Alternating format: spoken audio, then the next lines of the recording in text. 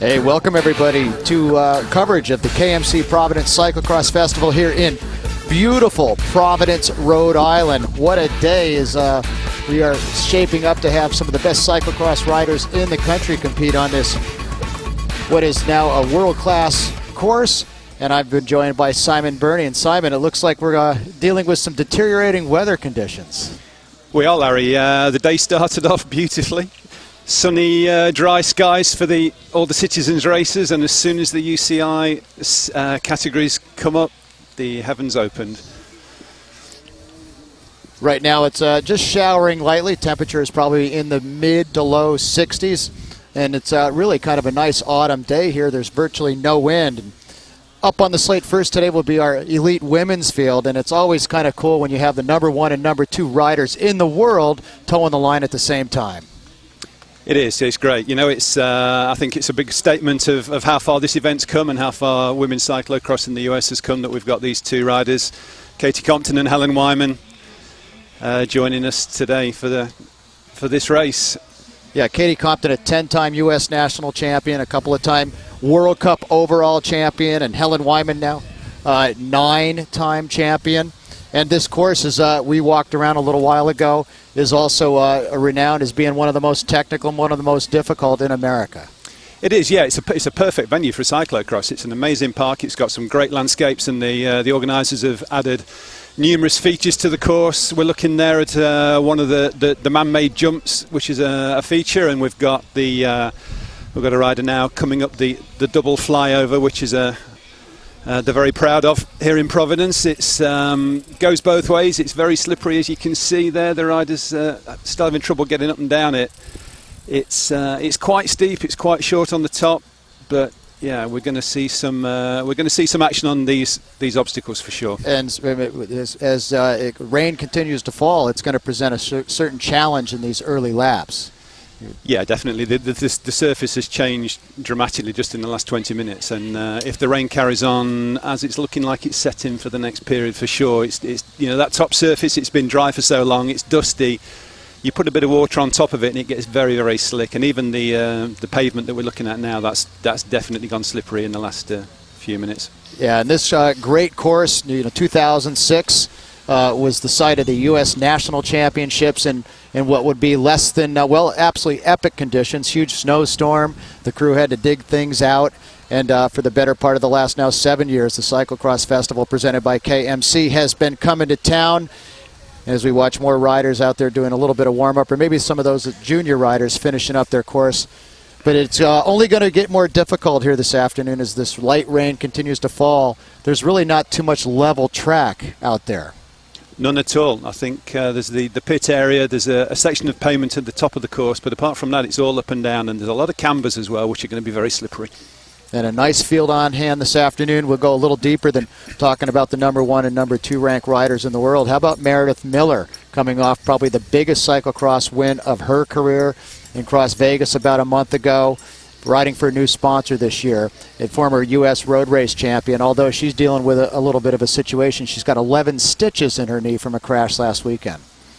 Yeah, that's definitely a hard one to come back from, but she was warming up on the course.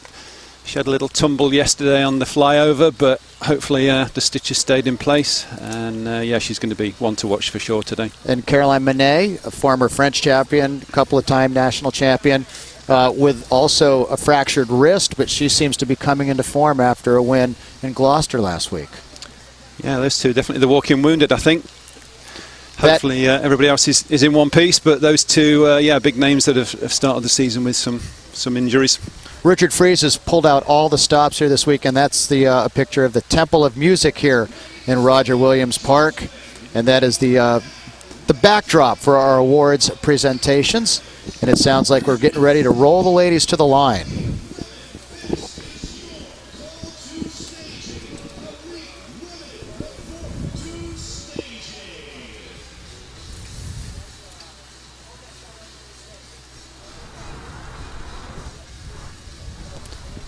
Just enough rain falling to make it slippery. Not enough rain yet, I don't think, to make it truly muddy. But we looked at the radar a few minutes ago, and there's definitely some precipitation on its way.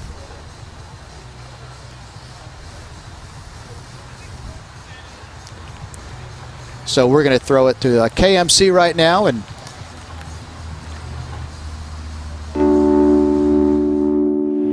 I've been at this a long time. I'm not a professional. I don't do it for a living. I'm just a guy who enjoys riding his bike. I like to get out there and race and push the bike hard.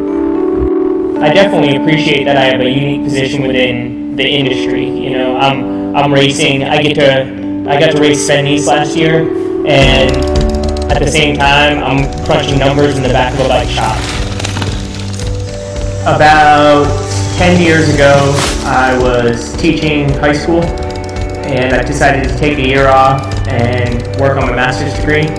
And during that time off, a friend of mine was manning a shop that closed down, and I asked him if he wanted to go into business with me, and we decided to open the shop together. From day one, when we started the shop, we wanted to have a shop that wasn't a typical bike shop. So when we opened the shop in Newmarket, we decided that we were going to have a shop that was completely open to everyone. As a teacher, in order to be a good teacher, in order to do a good job, I needed to make a real connection with the students. And while making connections was important as a teacher, it's also important in the bike shop. I feel like I can be the link between someone who is actually on the bike, on the product, using it day in and day out and testing its limits, and the customer who might only see reviews online.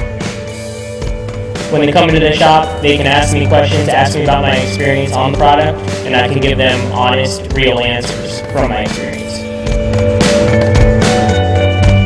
I know the benefits of using, for example, a KMC chain. I know that I can pop that master link off, clean my chain, put it back on my bike, and go out and hammer on it another day and not worry about popping that link. Training's a lot like taking care of your chain. You can't just do it once in a while and expect results. I feel like I've been really lucky in my cycling career in that I started from, pretty much a complete novice. I was mentored along the way and really grew as a racer while developing my fitness, and I think that's something that's really lacking nowadays. So I had all this guidance from really talented riders. And then, fortunately, in the area where I live, I have been in contact with a lot of other talented riders, and I feel like I've been a connection between a prior generation and an upcoming generation. At the end of the day, it's important for me to make connections, enduring connections. And thank you to KMC. So right now we are loading our women in the grid, and a nice little crowd shot. Beautiful venue, huge fields this morning. We had, what was 190 Category 5 amateurs, so hopefully they're all sticking around enjoying themselves this afternoon. They've got themselves umbrellaed up. But our front row features 7 of the top 20 women in the world. And we've talked a little bit about Katie Compton being so close to being arguably the greatest all-time, certainly the greatest all-time American. Helen Wyman, two-time reigning Euro champion. But we go a little bit further. Meredith Miller, former road race champion, on a new sponsor this year, Noosa Yogurt. Gabby Durin, multiple podiums riding for the British national team over time.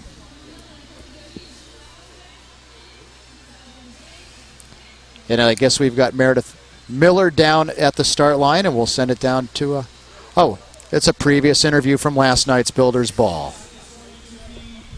After being out there today and pre-riding and seeing the changes that they made, I mean, what I've been here now 5 or 6 years and have, pretty much ridden the same course every year, and then show this year, things are completely different. We, finished from a different direction, and the flyovers and some of the other technical aspects of it. So, yeah, I do think that it's a World Cup worthy course, and it's a great venue. Roger Williams Park is, it's awesome. And there's so many options in the park, and they've done a really good job of putting it all together. You had a pretty gnarly crash at Gloucester. Yes. How's your recovery going? What's the prognosis? How are you feeling going into this weekend? It's actually going pretty well.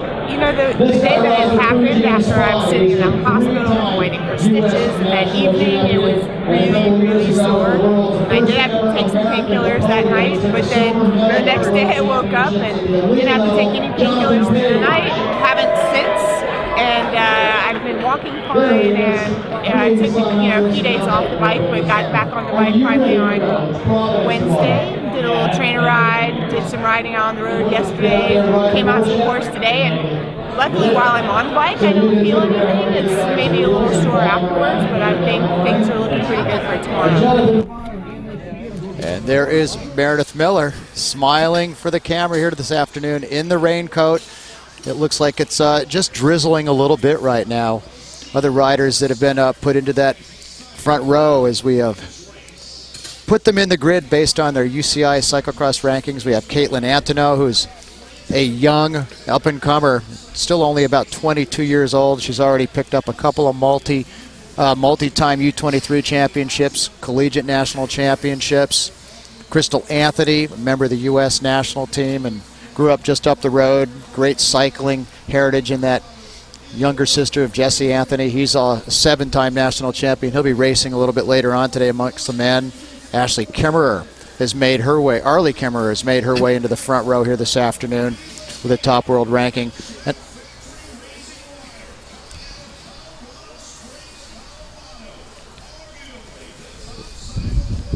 so we will see a start list here, and we should get down, and there it is. Katie Compton, 10-time U.S. national champion. Helen Wyman, 9-time British champion. Meredith Miller, Caitlin Antoneau, Gabby Durin from England.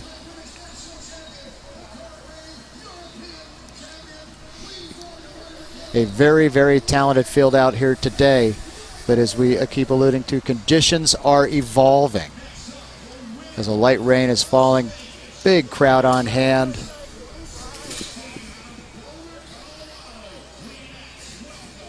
So we're going to throw it down to Brad Soner and our announcer, I think, at the start line, Joe Jefferson, as they are in the middle of rolling up our riders. Please welcome, right over Cannondale, Cyclo-Cross World out of Wisconsin, it's Caitlin Antoneau.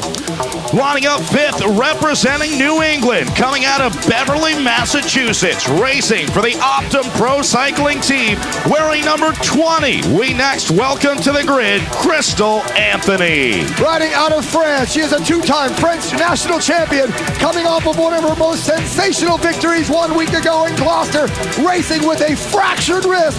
It is the tough girl, Caroline Money.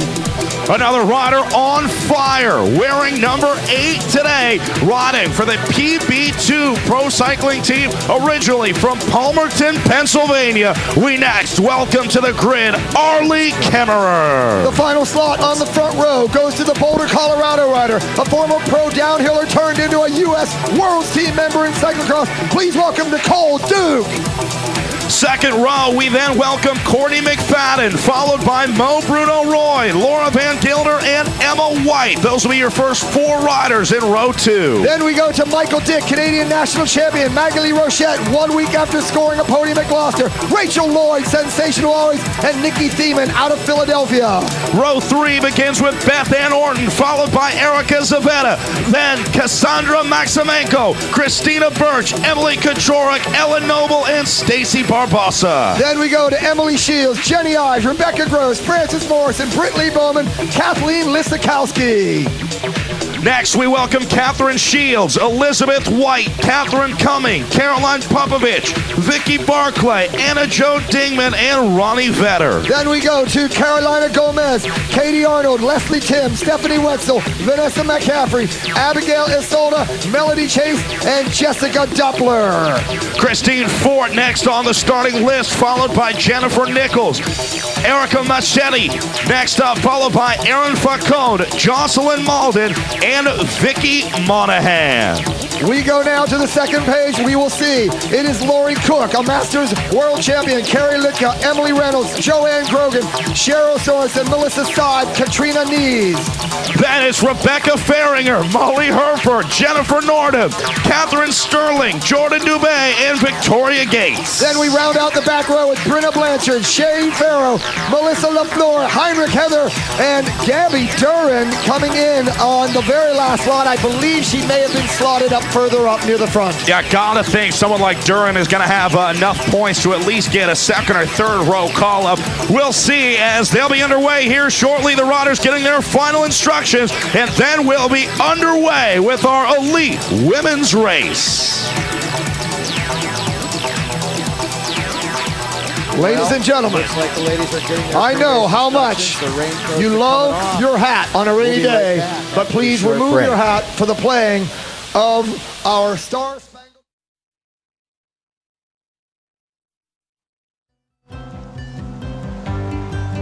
This is why I recycle.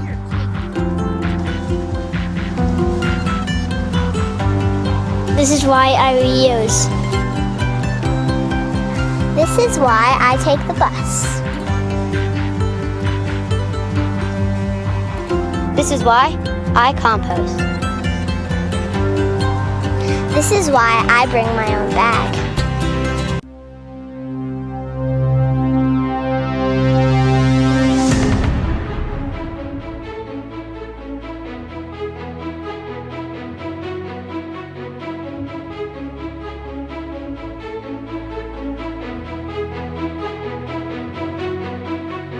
My name is Jeremy Powers. I ride for Team Rafa Focus. I ride SRAM Force CX1 with Hydro R.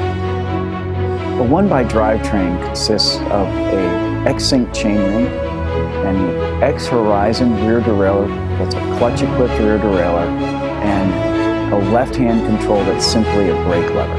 The X-Sync chainring always keeps the chain on. It's designed to hold the chain rather than to shift the chain. What we're promoting to the market is the opportunity to clean up your bike, have the right gear range for your type of riding you're doing, not give things up, but create a different level of performance and a different way to ride your bike.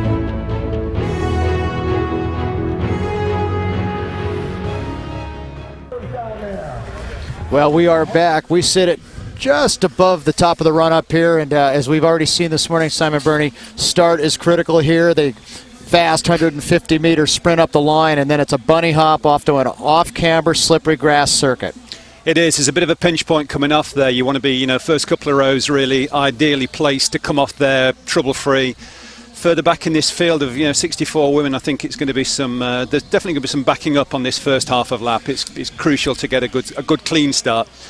Not everybody can get a good start. Everyone's going to be in the top 10, but a clean start's important. And obviously try not to not lose this race in this early portions. And it looks like maybe they are just about ready to get the gun. 30 seconds until race time. They are on their marks. First time these ladies, and there they go. We're underway here in KMC Cyclo-Cross Festival in Providence, Rhode Island.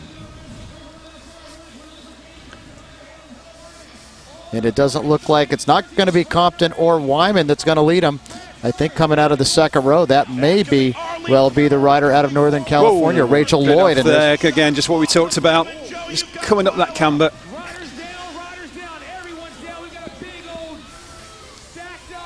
As they will certainly be battling right now and trying to figure out these course conditions. Most of these ladies came off the course. They did some warm-up laps earlier on, but trying to figure out different lines. Obviously, that groove that's been bedded in by all of our amateur racers is pretty much grassless at this point.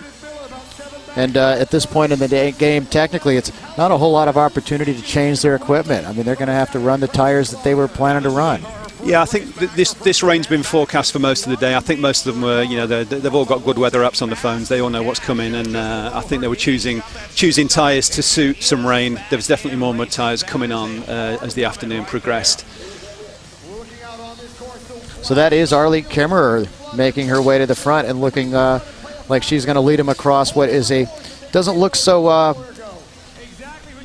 side slope there, but it is certainly not an easy piece of this course. Last year we saw, 2 years ago in the rain, a lot of riders, a lot of these ladies sliding out, but Kimmerer looking very, very good early on. Yeah, Gabby Duran following her. Compton back in fourth, Helen Wyman another 5 or 6 back. They're in contention, not super surprised to see those two not in right at the front of this race right now. Let it settle down a little bit, stay out of trouble as we've already talked about, and then start to make the move forward. You're Katie Compton, you're Helen Wyman, targets on your back every time you race. Absolutely, yeah, for sure. And this will be their first dismount, I think, coming up here momentarily. They're going to go into this Whole Foods barrier section, wrap around, and then head towards the Smith Optics announcing stand where the live team is doing their work. But total chaos always at the front, but Kemmerer continuing to dictate pace, and Duran right behind her. Rachel Lloyd having a baby a couple years ago and getting back in, a former competitive mountain biker, and proving that at least out west she is one of the strong women to contend with, and a threat to podium here this afternoon. Michael Dick out of Canada in this race, riding for Stan's No Tubes, a couple of time Canadian national champion and a solid mountain biker in her own right, and also representing Canada and trying to move up, is the only rider from the Luna Pro team. Just what we talked about there on that flyover is the fourth or fifth rider didn't quite make it over the top and had to stop, started to slide backwards, and the rest of the field just had to stop then. You can see the gaps that that's caused. Yeah, and that's caused gaps for riders like Katie Compton right there and Helen Wyman a little bit further back. Yeah, just puts them on the back foot a little bit, just those few seconds gaps to close, and yeah, it's important to get that clean start and to be out of trouble and to be able to ride these obstacles that definitely deteriorate when the weather changed. Well, and you could see how cautious, you know, all the riders in the top 10 down that little descent, and this morning the master men were able to arc through those corners, and now they're being certainly a little bit conservative. A crash right now and chances would be dashed for the afternoon. I think you think about it, Larry, we've probably had 1,000 riders on the course this morning. At least. You know, and they just make a hard grass surface shiny, and then rain on top of that, and it just becomes almost glass-like. It's very, very slippery. There's not enough rain to make it muddy and to kind of get the little bit of grip that sometimes mud gives you. It's just a shiny surface. Well, that's the Neon Velo rider from United Kingdom, Gabby Durin, who has now found her way to the front. Still has some strong company there, and a couple of our favorites. Looks like they're slowly bridging their way back to the front. This is a man-made jump that's out there. Some of the guys, I think, coming up in about an hour, they'll be airing it out, but the ladies are a little bit more conservative. Crystal Anthony, the local star, sitting about 7th position. Magali Roche just dangling about 10th. You can see the blue and white colors of the U23 champion from Canada trying to catch up to that front group of now 7 riders. We pay full retail. And Katie Compton has made that initial selection, but I don't see the colors of Helen Wyman. She is in there, so she has made it. Just made it, yeah. Nice start by Rachel Lloyd. She came off a 3rd row start there to make that front selection. It's exactly what we were saying earlier about moving forward from the start if you can, and she's done that. Years of experience, Rachel Lloyd. She was a regular at the World Championships for the USA before, before, like you said, she had a baby. Came back last year, I think, and definitely come back into the top echelons. And certainly since she was around first time, the sport's moved on. A lot more women and a lot more depth of talent in the women's fields. Strategy coming in. Some of these ladies pushing the pace, obviously. They're trying to see what they've got here. They want to get off the front. They want maybe even a little bit of TV time this afternoon. And I think for like Katie Compton, Helen Wyman, is just don't make any mistakes at this point. Yeah, keep the bike upright. Exactly. Stay in contention, see how the course is riding, see where it's turned very slippery, see what the obstacles are like, the artificial surfaces that maybe they're not used to. They probably haven't pre-ridden in the rain. I think their time for pre-riding had stopped before the rain started. So a little bit of caution needed coming into some of these obstacles. And that is a steep hill as you look at that long angle shot. This course is, we talked earlier on, it's not very flat. It's up, it's down, off camber, everywhere, and pushing these ladies to their maximums. As we are just about ready to conclude lap number 1. It's going to be about a 45-minute race here this afternoon. These ladies will be getting lap cards. They'll know exactly what they have to race here in just a few more minutes when they come through the start-finish line. But we are about 7 minutes into the first lap, coming up on 7 minutes into lap number 1. And there is the U.S. national champion on a run-up on the backside of the course. What we've got now is that, Compton's back on the bike to try and she can, just about makes it up that steep ramp. Shows her strength there. That's a hard one. There's not much time to get back on and get clipped in before you need to accelerate up there. And you can see Just, yeah, the back end of the top 10, having to run that. And these gaps will start to open with that yo-yo effect. Is this a move already by Compton, I wonder? I think any time Compton goes to the front of a race, it's usually a move. It's, yeah. She doesn't usually go to the front and sit still. Riding slower than your kind of your comfort threshold is actually quite difficult for someone like Compton, and Wyman's the same. And they're more comfortable riding at a pace that they're familiar with. Sometimes riding in the wheels, it's not always good for their comfort zone. And dictated they like to be out in front and dictated by conditions. It looks like there's Wyman trying to chase. Meredith Miller going by us as we see they're hitting the pavement. Maghalie Rocher trying to move up. She's sitting about 15th position, somewhere in that area in this. Katie Compton, though, wow, she has gone clear with Rachel Lloyd, Gabby Duran, and there's Helen Wyman sitting about 5th. Yeah, Wyman needs to just close those gaps down a little bit. Can't let Compton get away. So Katie Compton is absolutely forced that she's already kind of blowing this thing apparently wide open, as we have not even finished one lap. That opening lap, the configuration of the lap, there's almost a start loop in there. It's not the full lap for that first one. I think they'll be going out on their first true lap now. Get a better idea after this one how many laps they've got to go. 2 pits on the course today, 2 zones out there where these riders can gain assistance, switch bikes, do whatever they have to do. Not a great deal of puncture risk on this course. It's mainly grass surface. The hops up the curbs have been they've been given a platform to go up, so there's no real sharp edges anywhere. You wouldn't expect too many, and it's again not enough mud to require bike cleaning right now. At least not yet.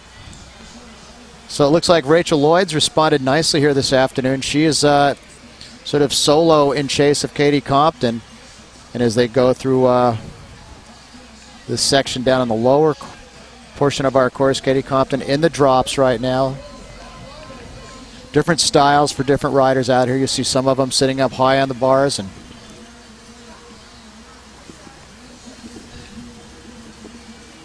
that's Courtney McFadden, Marin rider, who's moved herself up nicely. Out of Bellingham, Washington, so no problem with rain and or wet, deteriorating conditions for her.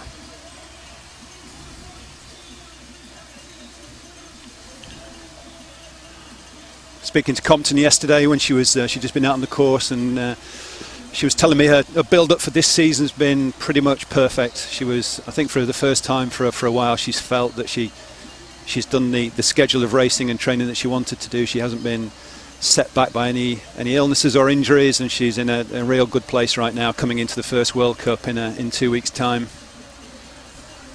And with so much racing, just regionally across America, last weekend, just in the last, well, this is the holy week of cyclocross racing in New England, and there was a night race a week ago Wednesday, 2 opportunities to race some very prestigious races at Gloucester, Night Weasels the other night.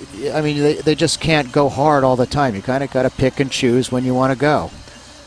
Yeah, and I think Compton's the queen of that. I think she knows exactly what she needs to do. She's years and years now of experience of what she needs to do. She trains a lot. She doesn't race as much as some other people, but she knows exactly how to train and how to get ready for the big days.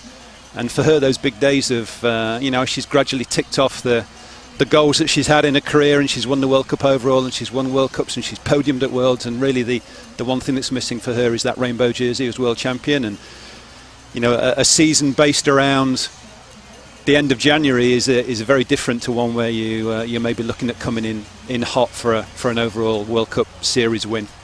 Well, we were seeing pictures from one of our flyovers, and you can just tell how slippery it is. Only a few girls have made it with any momentum over the top. You saw Duran and Meredith Miller scrubbing handlebars against each other and almost both coming off the bike. Yeah, there's just really one racer that Katie Compton needs to win, and her name is Marianne Voss. Or beat, I should say. Lloyd still hanging on to second. Helen Wyman has now moved up into third. And I think we saw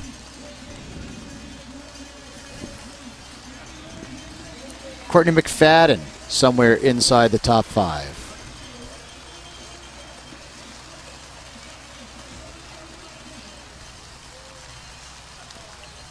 I was thinking today that we'd see little groups form, but right now it seems everybody's kind of spread out fairly evenly and doing the work solo. There's Meredith Miller with 9-10 stitches in her leg from a pretty big crash in Gloucester last week. And it looks like the young Canadian, Magali Roche. Whoa! Yeah, it's just what we're talking about. You know, that surface, it is slippery. There's going to be a few more of those before the day's done for sure. It's not going to get it's not going to get any drier now, Larry, and it's just going to get more and more slippery. So that tyre choice, the tyre pressure, that just finding out where the braking point is for your tyres on this surface. It's going to take a few laps for, say, the women haven't had the luxury of pre-riding this course while it's been wet. The men managed to get a couple of laps in just before these women started, so they've seen it and they can make a judgment call on equipment and tyre pressures, both of which are vital in this level of competition. You know, tyre pressures is something everyone talks about. Everyone's going around squeezing tyres and looking at pressure gauges and trying to figure out, you know, 1 psi too much, 1 not enough. But again, you know, the flat tyre problem's not a big issue here, I don't think. So you can afford to run your tyres soft. A lot of adverse cambers where you need that grip. And certainly this year in North America, every one of the big races, Las Vegas, Wisconsin, Gloucester last week, Nittany Cross in Pennsylvania, so far none of the field have seen conditions yet like this. This is typical of racing in New England, although it's certainly not very cold. You can see they're all sleeveless. Nobody's worrying about freezing this afternoon. And probably having a little bit of fun sliding around. I think at some point it's got to be a little bit fun when you add Mother Nature to the mix. Absolutely. But we are about halfway through lap number 2, and the story of this afternoon's women's elite race is Katie Compton off the front, and she took advantage of a few chasers bobbling. There she is coming into this stair section. And then will she remount and ride? Well, we won't know. Wyman now back up with Rachel Lloyd. Rachel Lloyd, yep. And McFadden there. This is a very good start for Courtney McFadden. It looks like that's the section of this course. It's a double flyover. There's a stair run up coming into it, and the camera didn't really do it justice. And then only about 20 feet or 15 feet to get remounted, and then you have to be able to get clipped in and get the right gear going if you're going to ride the second flyover. You're actually coming into these steps off a downhill section, so you've got to really think about your gear selection there. You're coming into it in quite a big gear, traveling quite fast. You've just got to remember to change gear because, like you say, you've got to jump on, clip in, and be in the right gear to try and get over that ramp up the flyover. And then when it levels out on the flyover, it's not long enough really to do a good speed remount or carry momentum. You almost have to stop the bike, make sure that you're on the saddle and get your feet clipped in, because the ramp coming off, it looks like about 45 degrees. I'm sure it's not quite that steep. But it is steep. It's very steep. And it's only a 5 meter long top section as well. It is too short really, that top part of the flyover.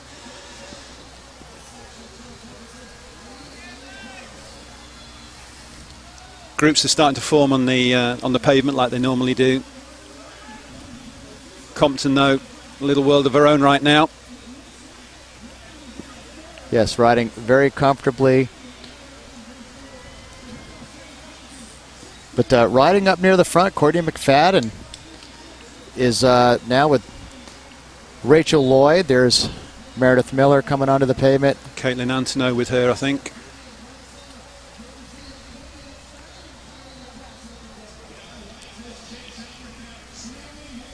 It's been a nice little evolution for the young Americans the last few years, beginning to show some ability at the world level. So many opportunities to race. And obviously when you have Katie Compton and then a few other Americans that aren't here this weekend, or North American riders, Katarina Nash, Georgia Gould, they're bulldogs on this course, these courses as well, choosing to take a weekend off after their long World Cup mountain bike campaigns.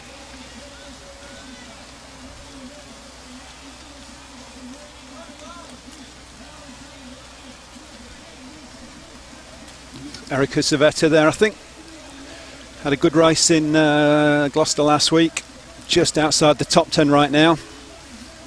Riding for the Amy D Foundation this year. Mobro Nuroy.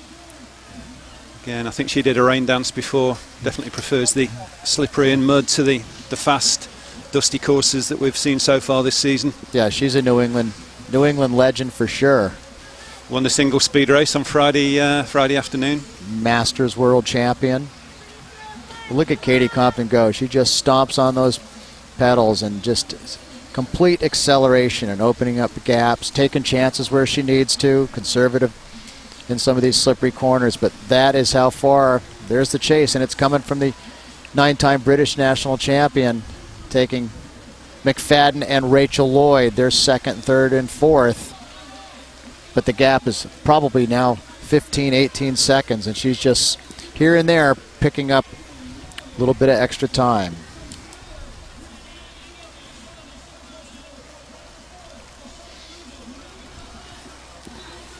And I think that's what we'd expect. You know, I think there's only Marianne Vos, Helen Wyman on a very good day that can stay with Katie Compton for any length of time. She's a class act, Compton. It's taken the might of Marianne Vos, who's probably, you know, the best cyclist, all-round cyclist in the world. Who competes in all disciplines? I was just going to ask. Yeah. You know, you have your pure cyclocrossers, somebody like Katie Compton, and then you have your road racers that want to do this in the off season to kind of maintain their form. Somebody like Meredith Miller who's switched over, and then you have your mountain bikers. In your opinion, Simon, which one of those disciplines is, or is it now becoming a sport of pure cyclocross skill? It is, but you need that. I think you need that background in another discipline. I think, you know, a good cyclocross rider, they're good road riders, and a good mountain biker is a good cyclocross rider. And it's not about the ability; it's about the season planning and the year plan and the goal setting and where they want to achieve the best results. And you know, we see it with mountain bikers. A Georgia Gould and a Katarina Nash, they can come into a race like this without. All right, well, we got Katie Compton off the front, out of the saddle and charging, and we'll be right back after this message. This is why I ride my bike.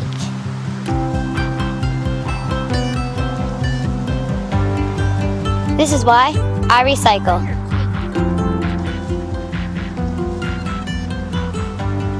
This is why I reuse. This is why I take the bus. This is why I compost. This is why I bring my own bag.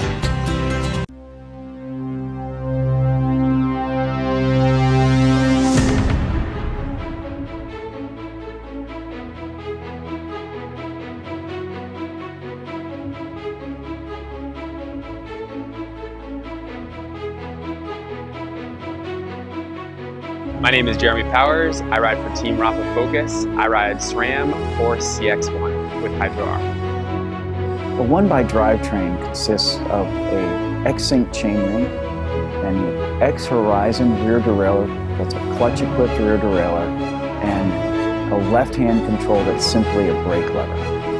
The X-Sync chainring always keeps the chain on. It's designed to hold the chain rather than to shift the chain. What we're promoting to the market is the opportunity to clean up your bike, have the right gear range for your type of riding you're doing, not give things up, but create a different level of performance and a different way to ride your bike.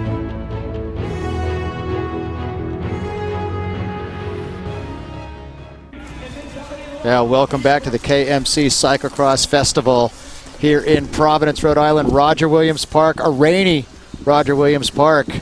And we still have this very strong three-women chase group. Arlie Kemmerer with Helen Wyman and Gabby Duran doing what they can, or Courtney McFadden, I should say, in that three-woman chase group. But right now you can see in the Stars and Stripes kit, 9-time U.S. national champion for the Trek Collective. That is Katie Compton, and she is absolutely throwing down. Powering.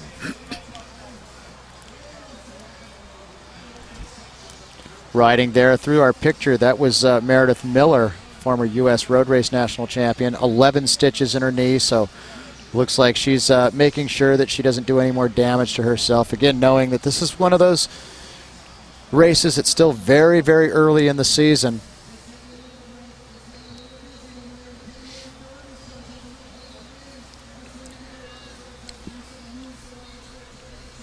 It is. I think we've got some of these riders, you know, it's interesting to see what's going to happen in the next few weeks, how many stay in the US and how many go to Holland in 2 weeks' time for the first World Cup. Compton, obviously, she'll be there. Helen Wyman will be. She's back to Europe tomorrow evening after day 2 of this festival. But some of the other riders, be interesting to see if the Arlie Kemmerers and the McFaddens and the Meredith Millers decide to make the trip to Europe for World Cup 1.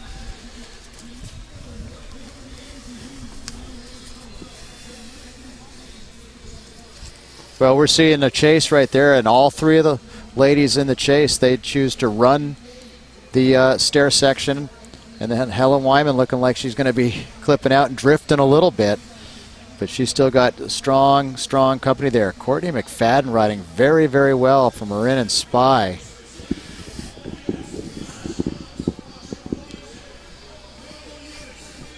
Somewhere out there on the course we have Colt McElwain. Colt, where are you and what's going on? Hey, thanks, Larry. Yeah, I am out here on the course right now, and the rain is continuing to come down. You can just see it on the riders' kits as they go by. Every single lap, things get a little bit slicker. Every single corner here changing from one lap to the next. I actually just saw Ellen Noble, who was having a strong ride inside the top 15, coming off the grass onto the pavement. Went down pretty hard. Took her a while to get back up, check the bike, fix a little bit of injury to herself, and then get going again. But ultimately, for me, the story out here, 2 riders here surprising me a bit. Courtney McFadden, as you guys have mentioned, having an outstanding ride. The rider out of the Northwest does really well in these muddy conditions. And then Caroline Mani, the French rider, winner of Gloucester last Sunday, having a real bad time today, struggling off the back, almost, I think, outside of the UCI points here for the top 15. But ultimately today, the bike handling skills, a lot of these riders haven't seen mud yet this season. So, yeah, very big day. And you see the riders who've been putting in their homework over the winter, getting a little bit of cross practice, not just coming fresh off the road bikes, but those riders are having very strong rides today. And the fans going crazy out there, Colt? Big crowds?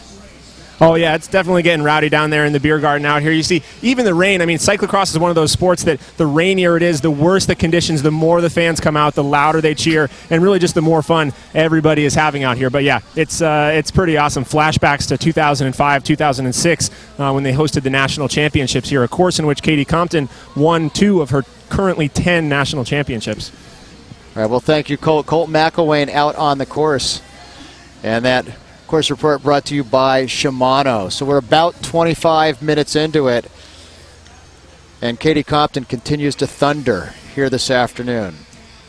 Look like Meredith Miller's making some inroads into that chase group of 3 there, Larry. You know, I think she got held up, definitely got held up in that slide back on the flyover just after the start when the gaps initially opened, but she's pegging it back a few seconds at a time, I think. Being interesting to see if she can make that bridge. Definitely make it an interesting foursome if she could get up there with... and I would say that road racing strength is a strength that sort of probably, you know, it ratchets up as this race goes on. Would that be a true statement? And I think so. And I think for somebody like Miller, she's a one-speed rider is probably not a fair description, but those real fast accelerations that she probably had a few years ago when she was doing more on the road, and as she's got a bit older, it's more of that kind of diesel deep down power that she's got, and it's just pegging it back slowly rather than big fast accelerations out of corners. A second here, a second there, 2 seconds here where she knows she can make it up. although she surprised us all in Vegas when she came out of that final corner and had the kick. She had the legs of about a 23-year-old that day. Fast twitch, and it was working. But that's that kind of road sprinter type of finish that we saw in Vegas. Vegas is such a heavy race. It's such a strange surface that they race on. It's grass that everyone describes as Velcro, and her strength definitely plays to her advantage on a day like that. Well, it looks like maybe Courtney McFadden is being gapped just a little bit as Rachel Lloyd. And well, this is huge for Rachel Lloyd. She just seems to be getting better and better with every time she throws a leg over the bike. To be in the battle with the reigning Euro champion, I think she's going to be brimming with confidence. And I bet she's one of those riders that is thinking, man, I'd like to, Cal Giant, send me to Europe for one of these World Cups. 13 seconds back to Miller there, Larry. It is closable if she's got the legs.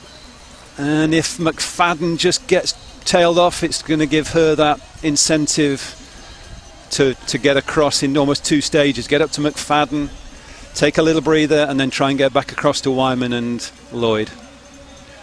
Just a little bit of a separation going over the first half of that double flyover, and then a steep little dirt ramp out of it. Probably speeds of 28, 30 miles an hour as they come off of it, as we once again pick up our race leader. And she took the lead about 6 minutes into the first lap, and she has not looked back. In fact, she just stays on the drops and continues to fly around this race course.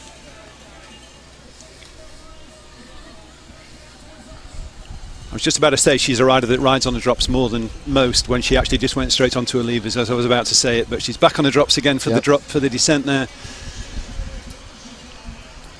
But yeah, looking very confident. Coming into our little tabletop jump, she won't catch much air. Just make sure she keeps it upright. All these corners you see, this camera really don't do it justice. How off camber it is, how slippery it is, how difficult technically. As Rachel Lloyd so far is still hanging onto the rear wheel of the 9-time British champion for Team Kona, Helen Wyman. And McFadden not going anywhere. She's still hanging in there. Just those few seconds, it's going to be hard for her to close that back, I think. And we'll see here in a minute where Meredith Miller is. She should be coming into the picture site, the long angle, soon. She was riding in 5th, and in fact there you can see in the yellow kit riding for Noosa Yogurt out of Colorado. Everybody loves Meredith Miller. I think everybody loves Noosa Yogurt as well now, don't they? Yeah. I think so. Nice coup, nice sponsorship for her.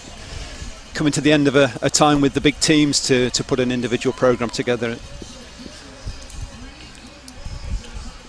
And the real race right now, the real battle is taking place for 2nd and 3rd, and maybe 4th if McFadden can stay on the pace of these two riders. This is the real race that we are seeing for 2nd and 3rd. Helen Wyman and Rachel Lloyd. Wyman maybe not had the start to her season that she's had in the past couple of years. She was picking up a lot of UCI points in these early US races, certainly last year. I think she a lot of wins and a lot of podiums. Maybe not quite in the form that she came into last year with, but again, as we've said, first World Cup in a couple of weeks, and her strategy will be a World Cup based season with looking for a peak in January to... She wants some rainbow stripes. She wants some rainbow stripes, and the national championships the first week in January is always a big target for riders as well. Even when you've won it 9 times, 10 times, 11 times like Compton. But when you are arguably, you've won the World Cup, you've won World Cup individual races, there's that one coveted trophy that you want somewhere on your mantle someday, and you want to say you're a world champion. And how unfitting would it be for a rider like Katie to never reach that pinnacle? So you can see why she chooses that as her goal and her main focus this year, and you can see how much she has been dominant here this afternoon as the first chase is nowhere in sight. KMC Cyclo-Cross Festival here in Providence, Rhode Island. Simon has been voted the #1 destination by Cyclo-Cross magazine. Put it on your racing agenda next year. Well, it came onto my agenda this year for the first time, so it's definitely moving up in the consciousness of cyclo-cross fans. Yeah, not just in the US, but starting to be heard about in Europe as well. McFadden's hanging in there. McFadden's hanging in there, and a little bit of separation for Helen Wyman. Not much. And we know Rachel Lloyd can descend. I mean, she used to be a Super D national mountain bike champion when she rode on the mountain bike a few years ago. So if anybody can handle this sinewy course, as there goes Compton. Now we can get a time gap, which we haven't had yet, a time gap from Compton back to the chase group. Put a clock on that and see. No problem at all for Compton right now, though. Out of sight, out of mind, I think, a little bit. 1 lap to go. She just got the bell as Wyman and Lloyd are getting back onto the road now.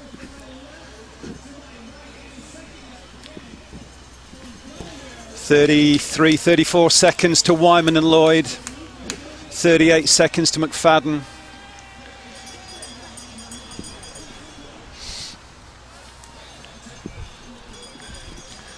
Does Courtney McFadden have enough gas in the tank to contend here as we are ringing the bell, ladies and gentlemen? 1 lap to go. Our webcast this afternoon is presented by Shimano, and there's Meredith Miller. Just over a minute and 2 seconds, so she's lost a few seconds there to that chase, and she's actually being tracked down nicely by Maglia Rochette there as well. Out of Canada, the reigning U23 national champion of cyclocross in Canada, also raced a mountain bike campaign this summer, and moving up was, I guess you'd call her the top local girl. She probably spent the night at her parents' house up in Beverly, Massachusetts last week. That was Crystal Anthony, who's sitting in 7th place and slowly but surely moving forward.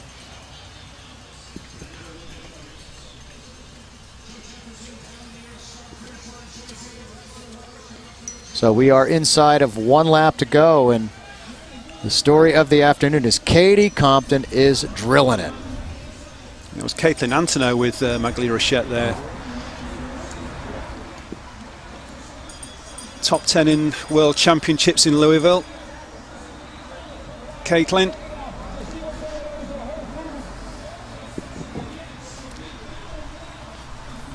Hearing that Rachel Lloyd's going to the front now, trying to put a little bit of pressure on Wyman.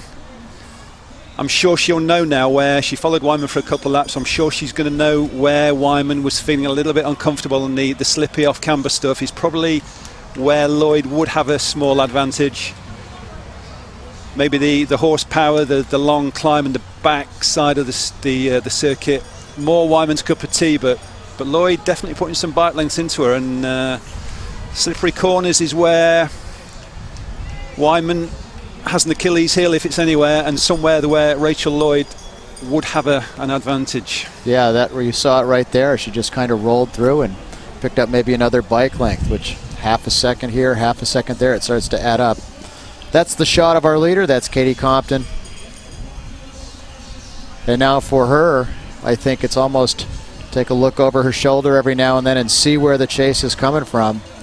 But more than 30 seconds the advantage, and slowly Rachel Lloyd is putting a little bit of time into Helen Wyman.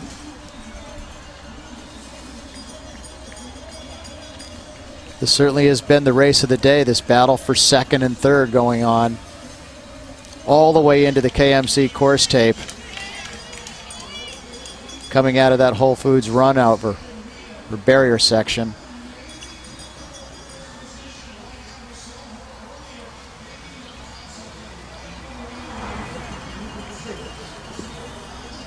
Well, she's marking every move, and that is our race for 2nd and 3rd coming right at us. And now one more time, Helen Wyman takes command.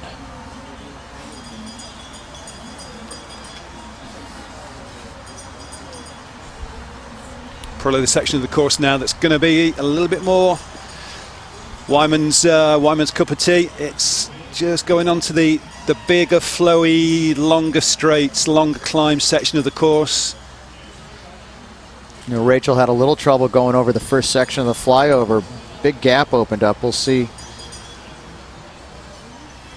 if she's able to get back to Helen Wyman, or will Helen Wyman take some chances here and try to dispatch Rachel Lloyd. We are on the final half lap here this afternoon. And right now this is Katie Compton's race to lose. She just needs to be smart, keep that bike upright, and she'll be riding to victory here, day number 1 of the KMC slide. Ooh, a little squirrely coming off that. They have put sort of an artificial surface. It's not plywood. It looks like it's just painted plywood. It would be slippery like ice. It's it looks like it's something from your living room in like 1978, Larry. Well, it's my shag carpet. Exactly. Yeah, yeah. Yeah, I had white shag carpet too. Okay, well that's what that is. So it's an interesting surface to put to put on the top of the flyovers. Never seen that before. Not the grippiest of surfaces, certainly.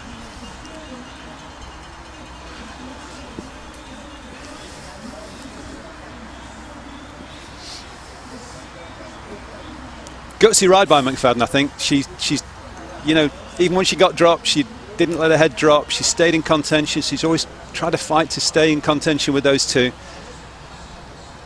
Yeah, she's ridden a very heavy pace this afternoon, and the girls that were coming were not able to catch her.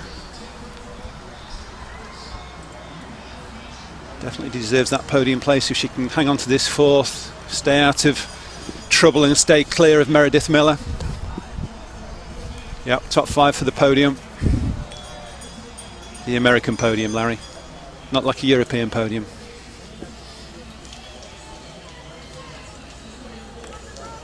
So once again, that's Wyman and Rachel Lloyd.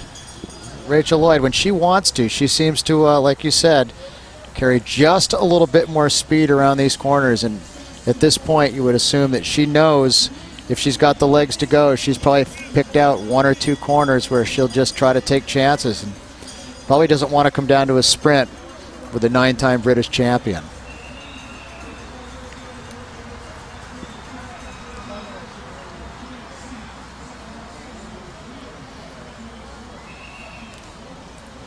Last year this course was reversed when they hit the finish line, and it was a long uphill drag way section of race course. This year they'll come off the grass, and it's about 80 yards from a hard left-hand turn into kind of a false flat for the first 50 meters or so, and then it ebbs slowly downhill to the line. So really I think this race, or any sprint's going to be won by anybody that can hit the pavement first. As there's Katie Compton going into our double flyover, remount, get it in the right gear, and just gets over the top.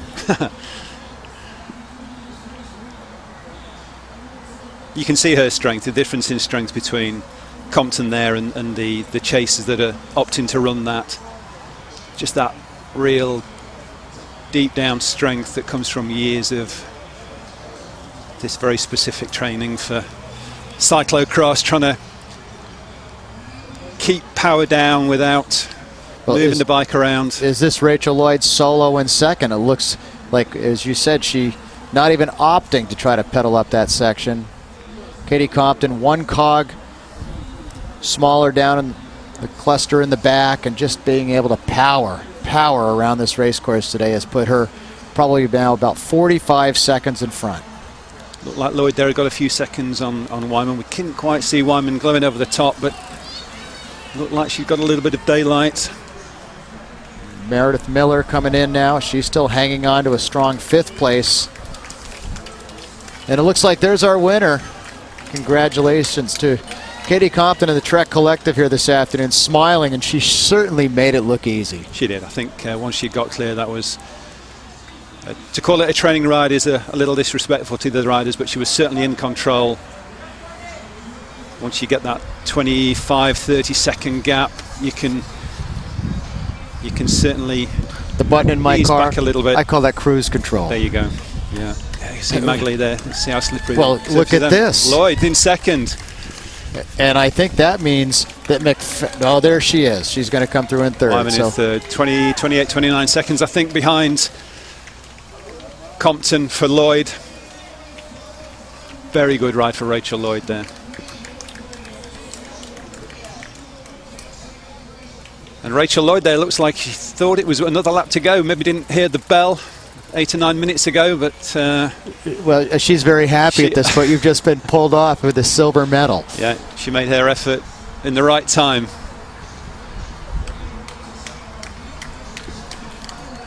And there's Meredith Miller. You can see she's wearing a sleeve on her right knee, protecting those stitches. And then Caitlin Antonow for Cyclo-Cross World in Cannondale will finish inside, roughly about 7th position, I think, for Antonow.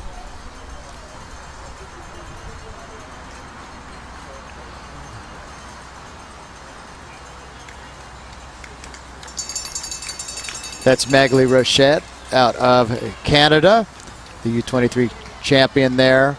Coming in, she's getting faster all the time. Gabby Durin in about 8th place, I think. And this, it sounds like Emma White may be coming.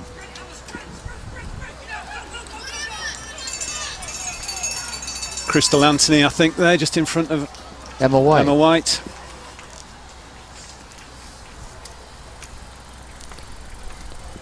So it looks like we have Colton McElwain down there. He's going to try to get a word with our winner here today, Katie Compton, in just a minute.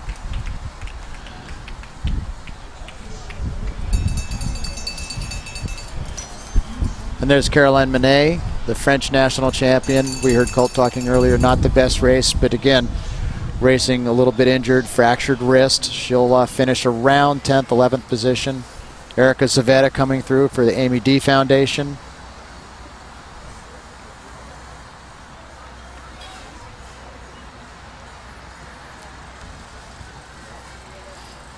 So we got Colt McElwain down there at the finish with our winner today, Katie Compton. Down to you, Colt.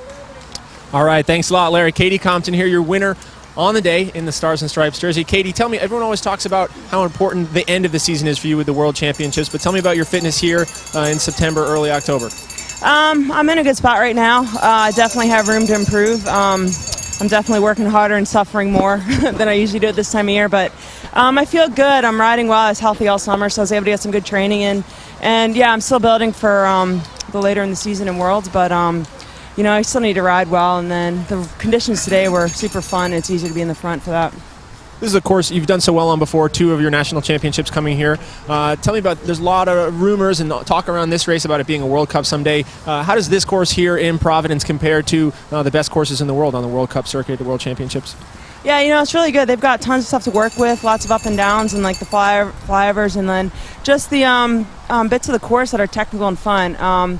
It's definitely a hard course. It rides hard, especially when it's muddy. It's just slippery out there, but yet it still rides pretty fast. So positioning is important, and it's definitely challenging, and I would love this to be a World Cup. It's a good location, I think, and it's easy for the Ers to come over early season. All right, congratulations, Katie. Larry, Simon, back to you guys. All right, thank you, Colt. There's our winner. Katie Compton. Awards coming up for them in a few minutes. And speaking of coming up in a little bit, men's race just around the corner, Simon. Yep, it's going to be interesting. We just make sure that we've got enough daylight left. We've got a little delay throughout the day in the starts. It's getting a bit cloudy. Dusk is approaching, but it's going to be an exciting race. It's going to be, yeah, the first time we've had rain this season, I think, for a lot of these guys. So same thing we were talking about with the women. Conditions will play a part. All right, we're going to take a short break and be right back. This webcast brought to you by Shimano.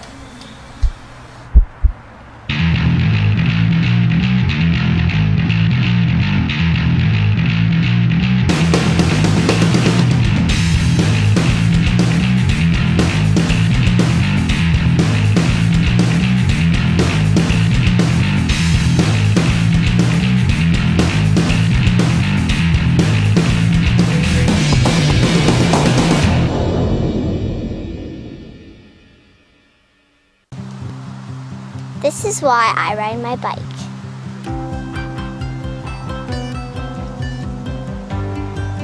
This is why I recycle.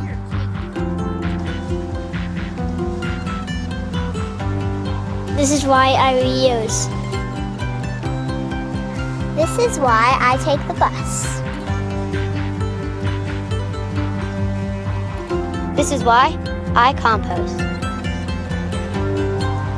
This is why I bring my own bag. Well, we are back here in Providence, Rhode Island, KMC Cyclo-Cross Festival, and we have just wrapped up what was an extremely exciting women's race. Katie Compton, the Trek Collective rider, taking, well, we heard her say it was easy and fun, a pretty easy win for her, but then a great battle between Helen Wyman and a little bit further back, the rider from Northern California for the California Giant Berry Specialized Squad, Rachel Lloyd. And Rachel Lloyd was the better of the two in these not the worst conditions in the world, but that was a really good race, I think, for Rachel Lloyd. It was a great race, yep. Good to see her back on the podium at this level. And another maybe surprise story of the day was big solid effort of Courtney McFadden.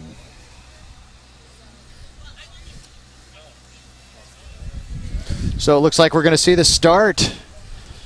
And early on, the story was Arlie Kemmerer who was able to get away. We had a crash as they were making the transition onto the pavement.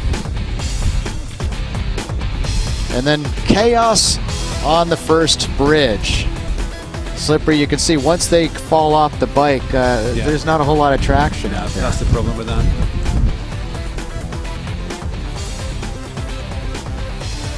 Maglia Rochette there sliding off as well, just showing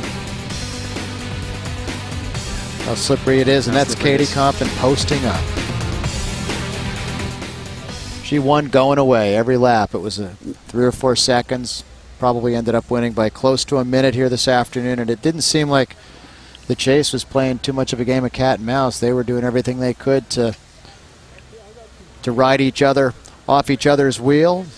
Nice crowd on hand as the elite men now are out on the course. And that action should be getting underway. They'll be calling the men to staging here in just a few minutes. Stick with us. Larry Longo with Simon Burney and Colt McElwain with his umbrella out in the field this afternoon.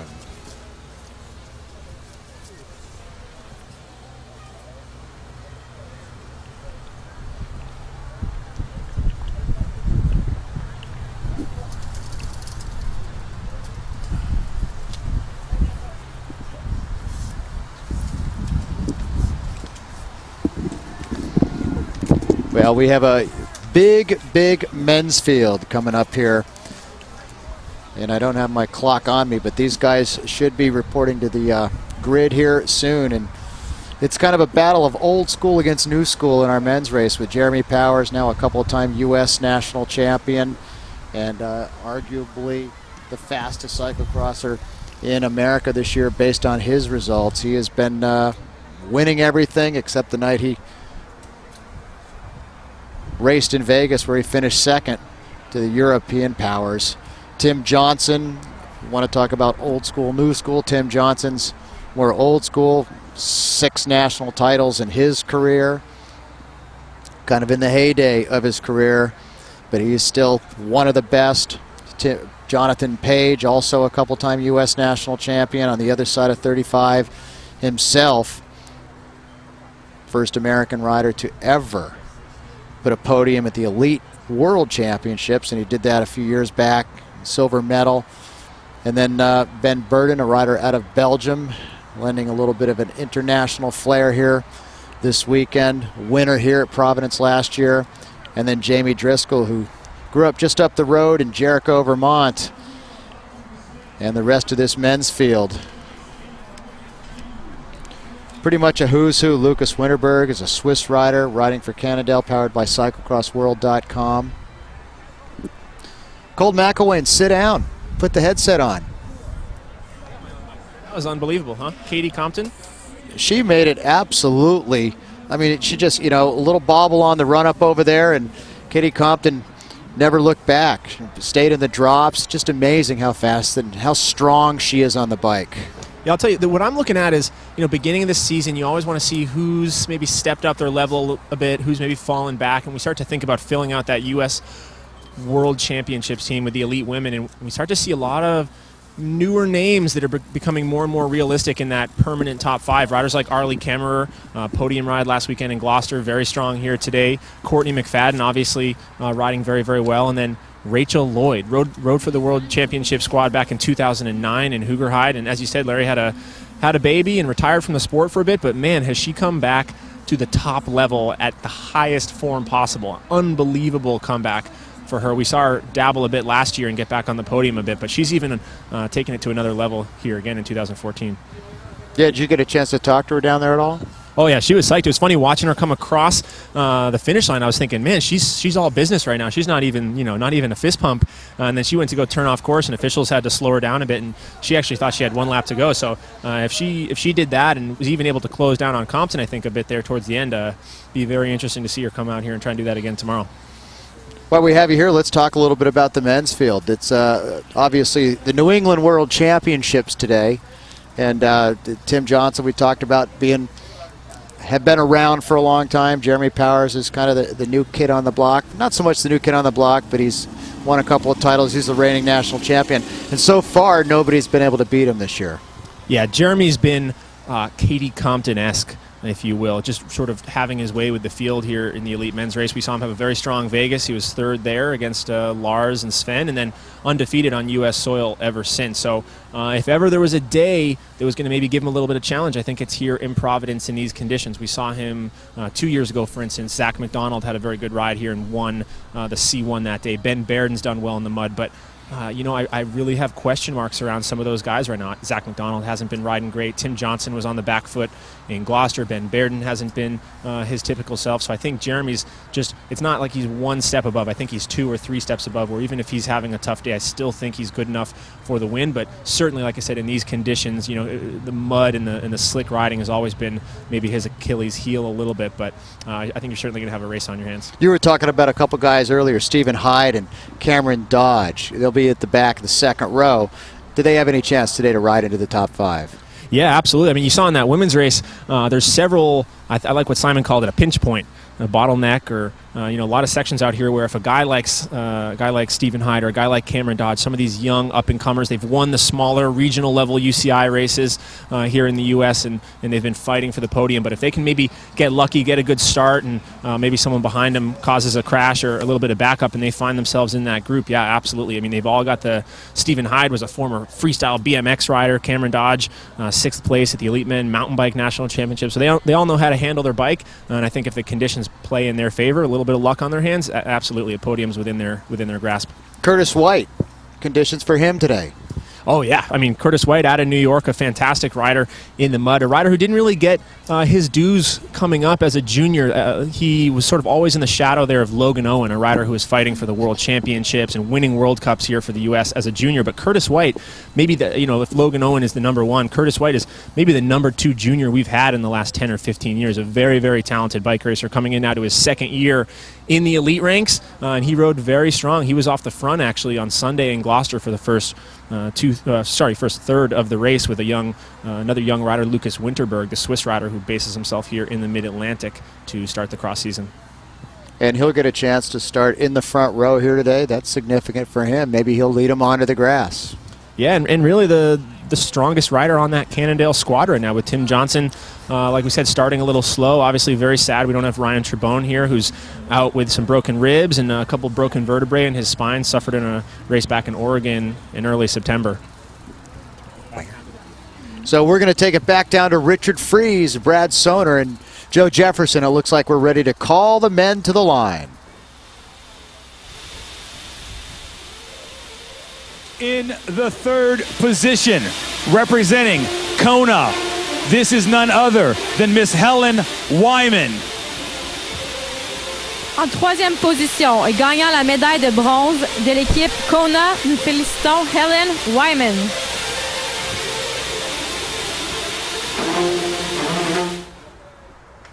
So we're getting a shot. There's Jonathan Page and Jamie Driscoll.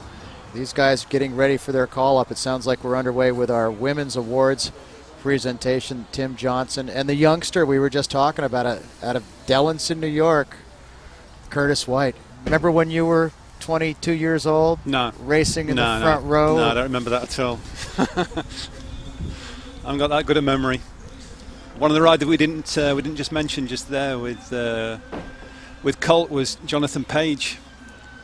You know, potentially he's one guy that you would like to think could challenge Powers on a day like this, but whether he's coming to the season in that kind of shape or not, we're gonna find out pretty soon. Difference between racing the World Cups and where Jonathan Page has spent a big chunk of his career chasing that scene and racing in those style of races and racing in America. It's just, I think the fields are just so deep. There's so many talented fast riders. It's a little bit more aggressive. Certainly a lot of argy-bargy going on. Would you say that's a true statement? I would to a point, yeah. But you know, Page has ridden at the front of those races as well, and he rides at the front of an American race. So he knows how to race to win a race. He's not necessarily been in that mentality of World Cup races where you're just always in the 20s, 30s. You forget when you do that for a few years, you forget how to win a race, because that's not what you're doing in the 20s. You're just following the wheel in front of you and trying to move up. You're not thinking about tactics. You're just going as hard as you can and trying to improve your position.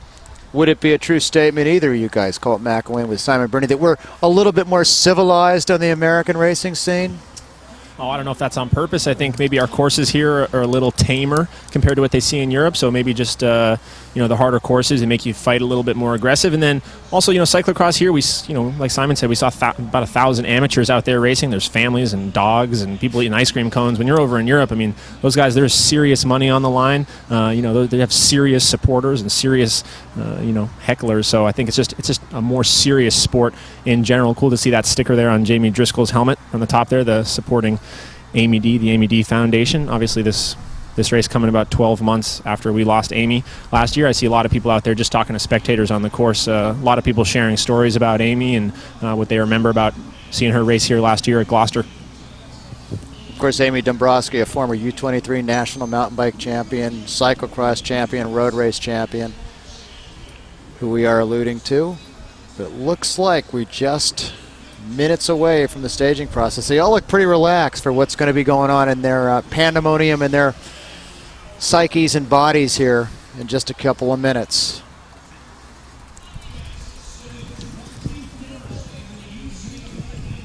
Jackets are coming off and the heavy gloves are going on.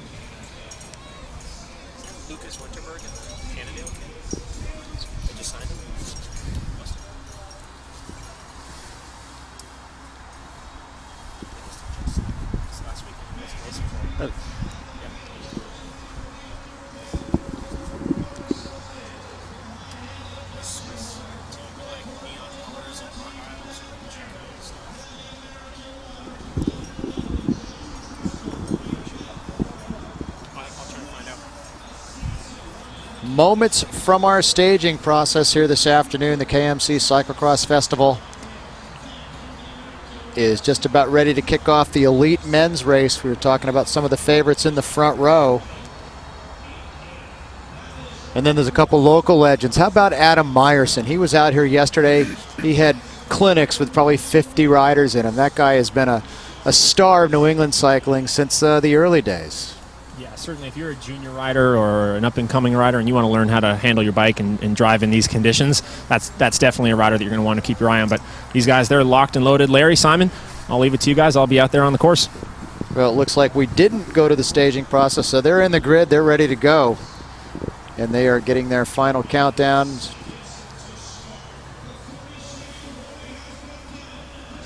So we're inside of 30 seconds and we're underway. Powers off the line fastest there. Tim Johnson looking very psyched up for this one.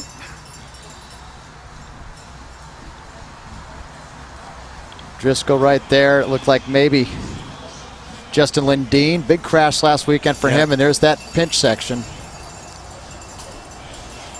But the pro men handle it about as well as they can. It's Jeremy Powers right to the front for Rafa and Focus. Zach McDonald, I think, following him. Tim Johnson in 3. Curtis White right there, Curtis maybe. White in 4, okay. I think Lucas Winterberg, I think we just found out, well, I just found out that he's just been signed by Cannondale Cyclo-Cross World. He was racing in a Swiss team outfit last weekend in Gloucester. So a new signing. A new signing and maybe something to prove. Thank you, Stu Thorne, for giving me a nice job. I'm going to do... Nothing like a new jersey and a new bike to give you some motivation. Cannondale had their team launch last night, big VIP party down by the green tents that you can just see in the back of the shop. Powers decided that 600 metres with gloves was plenty for him. He's gone warm enough. Well, look at Zach McDonald. We saw him play this card a couple of years ago. His only ever win here at Providence came on a very wet, muddy, slippery day, and the KCCX rider racing at the front now for Challenge Tires. So McDonald loves it when it gets slippery and wet. Jeremy Powers draws out, and then it looked like Alan Krugoff, the Noosa rider, has moved himself up into third. He's had a sneaky good year this year. I've never quite figured out Zach McDonald. He's obviously hugely talented. Never seemed to, when I've been around on the big days, he's never seemed to have got it together. Seems a little bit fragile mentally, but you cannot deny his talent and his ability. Incredible bike handler. Great on his day, and he's obviously very motivated today. Change of team for him as well. Gone from the Rafa team from the last few years.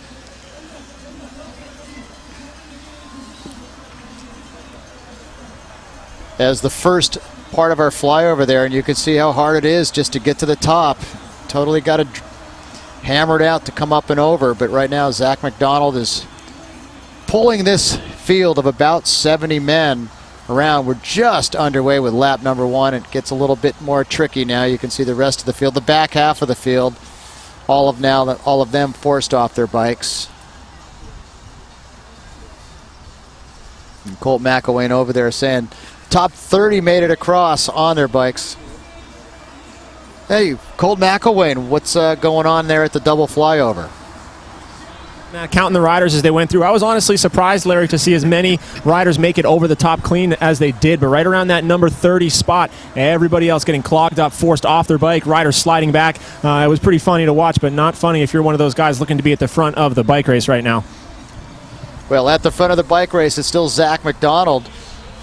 So thank you to Colt McElwain, and now McDonald and Jeremy Powers, Alan Krugoff. I think that's Tim Johnson right there, sitting fourth, catching a little bit of air. These guys having some fun out there on lap number 1 with our webcast this afternoon presented by Shimano. Ben Burden and Jamie Driscoll there from Raleigh Clement. A little bit further back than I think they'd be hoping, both off front row starts. Not in the top 15 for sure. Well, a good start. First lap. I was going to say a good start by the rider out of North Carolina, Rob Marion, Fear the Beard. And it looks like he's moved himself up inside the top roughly 15 positions. But Zach McDonald and Jeremy Powers with Alan Krugoff are drawing away from the rest of the chasers. Certainly way early, and as you said, maybe a little mentally fragile. But so far on lap number 1, showing prowess in these conditions, Zach McDonald for KCCX is your leader. I think another rider that stepped up this year is Alan Krugoff. I think he was a surprise US selection for the World Championships last year. But again, the motivation to get selected for a championships when you're a young rider and there's no expectation, you get that big day, the big event feel, and you think, right, I want a bit more of that, and you go home and you just spend the whole summer deciding that you're going to move up a level. And I think that's what he's done this year. He's been on the podium already, and Krugoff is, you know, right at the front of a big race now, and that shows that he's working hard. Well, right there we saw Jeremy Powers, whole different speed, and just like that he was able to bridge to your leader Zach McDonald. So a little bit of a reshuffling up front. We'll get them back on our camera here in just a minute. But I think we're going to see our defending U.S. national champion, Jeremy Powers, one more time asserting his control. He saw Katie Compton a few minutes ago go, ooh, a little bit of a bobble there by Krugoff, but holding on tight, kept it upright. But there are your three leaders coming into this run-up, followed by a remount, and then up and over the second phase of that flyover. I think Colt McElwain's over there. Colt, you see our leaders coming. Over right now, and coming into the front, I see stars and stripes on the front of his chest. That is Jeremy Powers. Zach McDonald right on his wheel. McDonald with maybe a little bit to prove this season. He was a teammate of Powers last year on the big Rafa Focus squad. He got dropped from that program, riding for more of a development team this year. So looking to put his name back out there, show that he's still got the legs to win bike races. It'll look like both the Cannondale guys, Lucas Winterberg and Curtis White, were well ensconced inside the top 7 or 8 riders. Yeah, very strong start from those guys. Surprised to see them staying in tight a contact as they are right now. You see these first 15 or 20 guys still not exactly wheel to wheel, not drafting out here, but everybody in contact, everybody staying really close. And I think Mother Nature, Simon, Colt, has been a friend here this afternoon. Certainly we had a brief shower at the start of the women's race, and since it's stayed relatively dry, benign conditions. In fact, probably course conditions improving. Could you make that assessment, Colt? Yeah, I mean, taking a look at these corners, they're still just as slick out here. Maybe the biggest change is the rain has actually stopped, so things are starting to dry out a little bit, which might sound good, but it's actually not. It means that that mud's getting a little stickier, the grass is balling up, and you're seeing a lot more accumulation in the drivetrains on the bikes. I wouldn't be surprised if you saw a little more pitting in this race, whereas we didn't see much of that in the ladies. So they have just hit the pavement in front of us and gone out on lap number 2. And certainly the fastest lap times of the day, right around 7 minutes for that leading trio.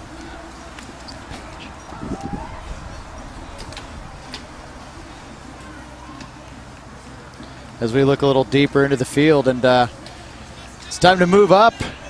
If you're going to do something here this afternoon, Powers, though, look at how strong he is. Just carves these corners. Krugoff now sitting second. Zach McDonald still sitting a strong third.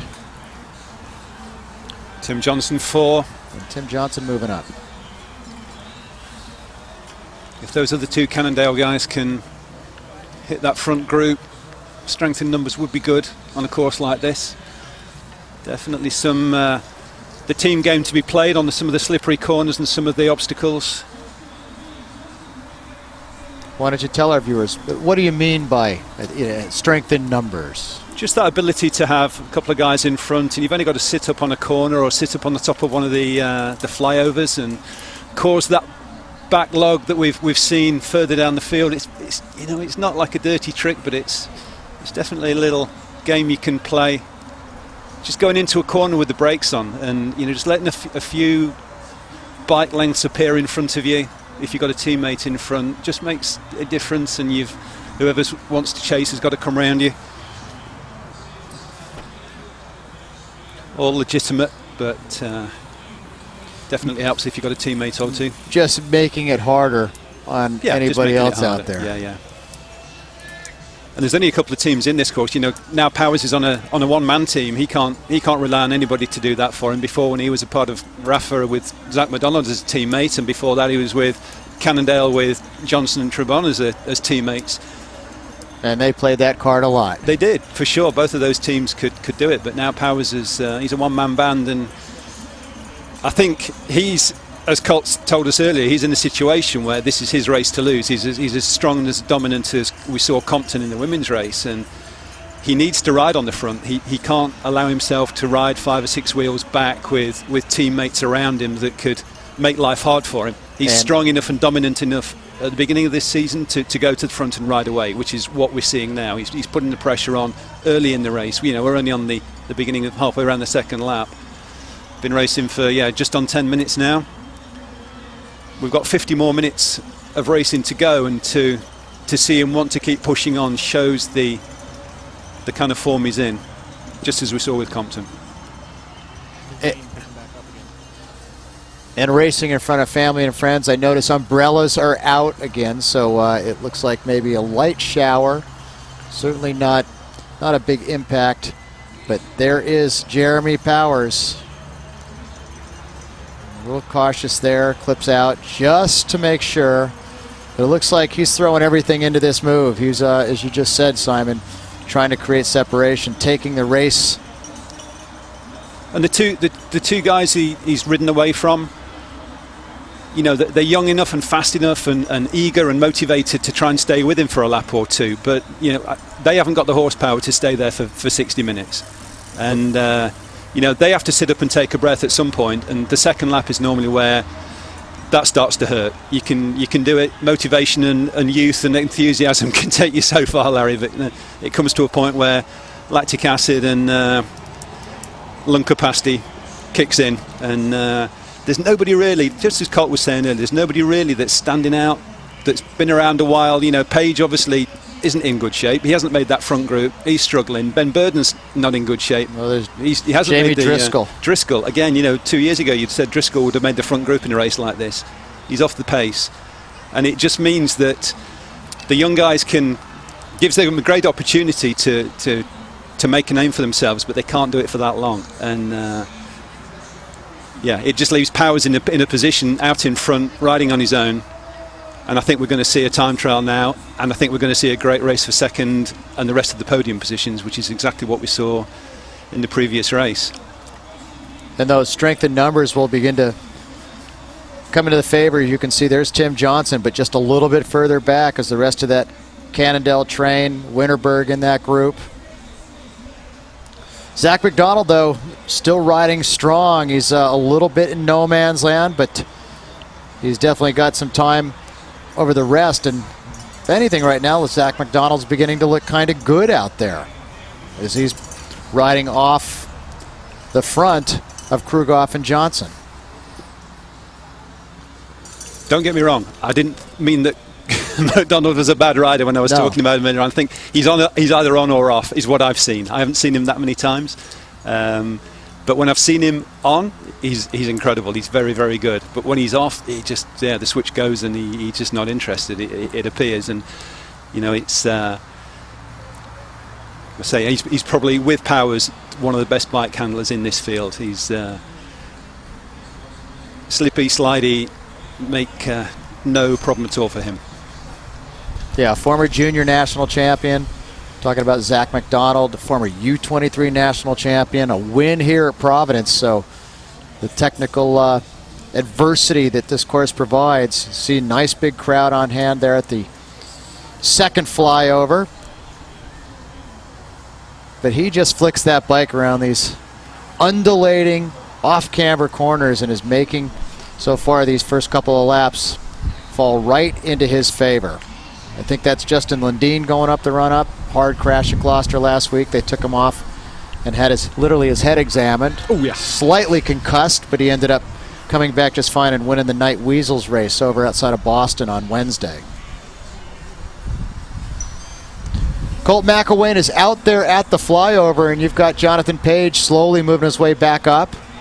Yeah, Tim Johnson and Jonathan Page, two riders that usually we would expect to be right up at the front of the bike race in these conditions. As you said, Simon, they had a bit slower start, but now I think that bike handling skills is starting to come through, and they have now made their way into that first chase group, sitting there fighting it out for those podium positions. Those are two riders. I think today fitness is only going to take you so far with so many corners on this course here. I think you're going to see these good bike drivers really start to excel and make a separation over guys with similar horsepower. And Johnson now attacking down the home stretch. Yeah, and he goes by McDonald. He takes Krugoff with him.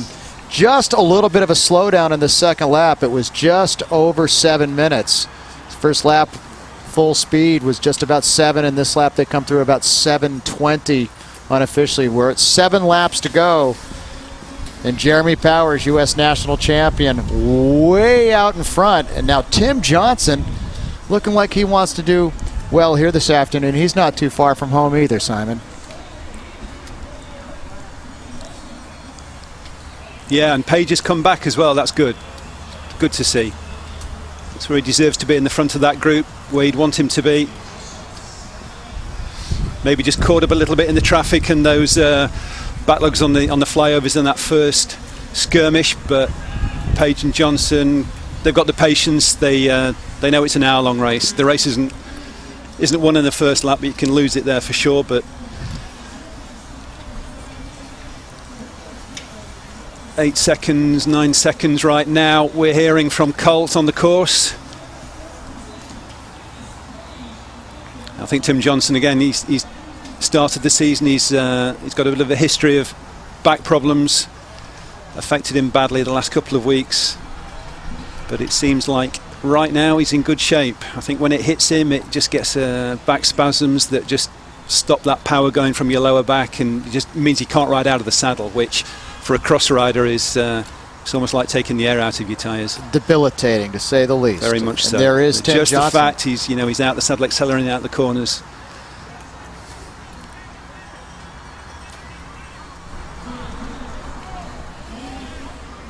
So right now, vintage Tim Johnson here on lap number 2. He looks good. He's come from about 7 places back, and now he is your lead chaser, trying to bring back Jeremy Powers. And there is Powers. Had an interesting conversation with Tim Johnson yesterday. His team have changed their tyre supplier for this year. They've gone from years with Dugast, the Dutch-made, French-created company, to Challenge. And Tim was saying he still hasn't quite figured out the way to ride the tyres. It's amazing that something so similar and so small makes such a big difference, and he's still playing around with tyre pressures. He thinks he can ride the Challenge tyres softer than the Dugasts, but just the way they're constructed and the density of the rubber on the knobbles, he says they just feel different, and he's still kind of finding out how far he can lean them over and how far he can push it. And this is a great course for actually discovering something like that. It is slippery. He's using and potentially to his detriment here. Well, yeah. I think it's he learns fast. I think he's got so much experience. I think of any rider here, he's the guy with the years of experience. And I think, yeah, and just the fact that he is now fully committed, and he's chasing Powers down. And if we see him slip off on a corner, I think we'll know that he's reached the limit of his tyres. Colt McElwain, do you have Tim Johnson in your sight? Just watch him going by, Larry, and Tim Johnson is a man possessed right now. He was flying through this section noticeably faster than anyone else on course. We've seen him leave the rest of those chasers behind, and that is a classic Tim Johnson look on his eyes. He's done very well, won himself a national championship on this course back in 2005, I want to say, but very strong rider. And we saw last week Jamie Driscoll was able to get pretty close to Powers in those closing laps. I think Tim Johnson maybe senses a bit of that early move from Powers. He's going to see if he can make his way up there. Unspoken body language. You see this guy race all the time. Is he going to be able to catch Jeremy here soon? I think I would put my money on him making contact. What he can do once he gets there, that's really going to be up to Powers. Yeah, no, look at him, absolutely out of the saddle. He's throwing everything into this, and even a little style over the jump. Are they jumping in Europe, Simon? There's a great picture of our current world champions, the next Stibar, jumping the whoops at Lunau a couple of years ago, and those guys have got quite a few of them BMX background, and they like to style it up when they get the opportunity. There's not many artificial obstacles like that where they can get the chance, but I think everybody likes a showman, don't they? Tend to agree with that. You've got a race coming up outside of London here soon. Yeah, Milton Keynes, an hour north of London. It's the third round of the World Cup this year. First time there's been a World Cup outside of mainland Europe. No jumps on that course though. And you're the big time promoter. It's World Cup round number 3. Number 3. Yeah. So we're starting in 2 weeks' time in Valkenburg, Holland. Then we go to Koksijde, Belgium, home of many World Cups and World Championships, and then Milton Keynes for round 3. Namur, Belgium, round 4, just before Christmas.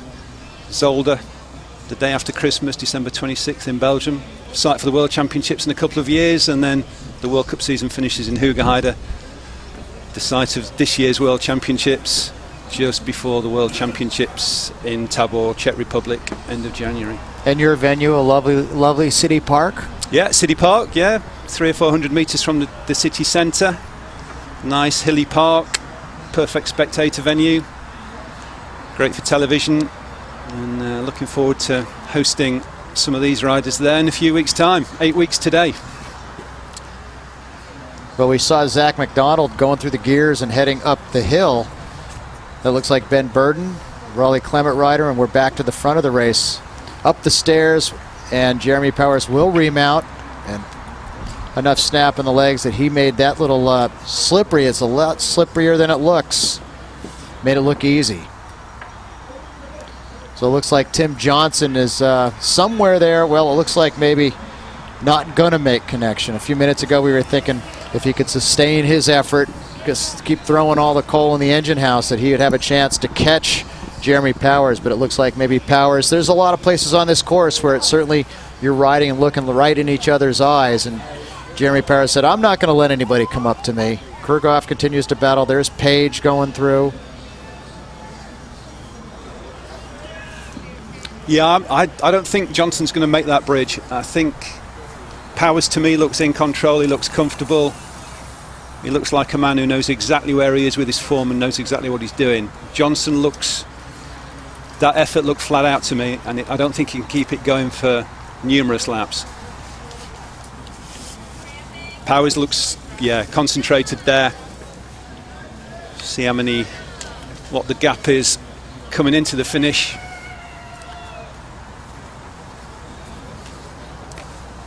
Well, I just figured out who that Jam Fund rider was that Colt alluded to having very, very good form, and that's Stephen Hyde, who has slowly pushed himself up inside roughly the top 7 or 8 riders. They're coming onto the pavement. We're about a third of the way into this 60-minute race, and our leaders are looking at 6 laps to go.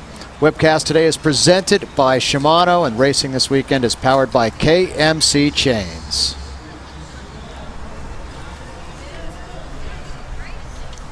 As we are at 6 laps to go.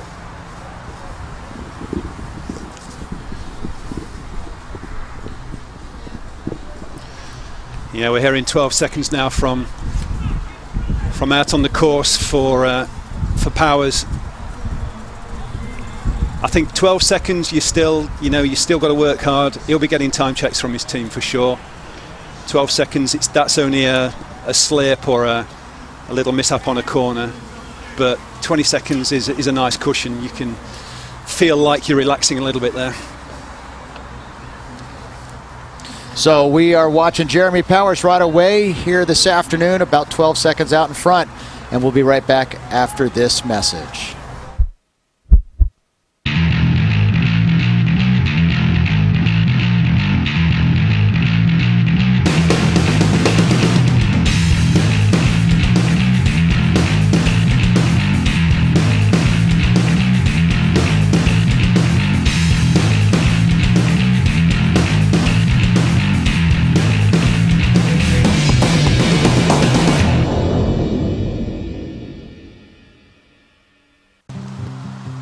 This is why I ride my bike.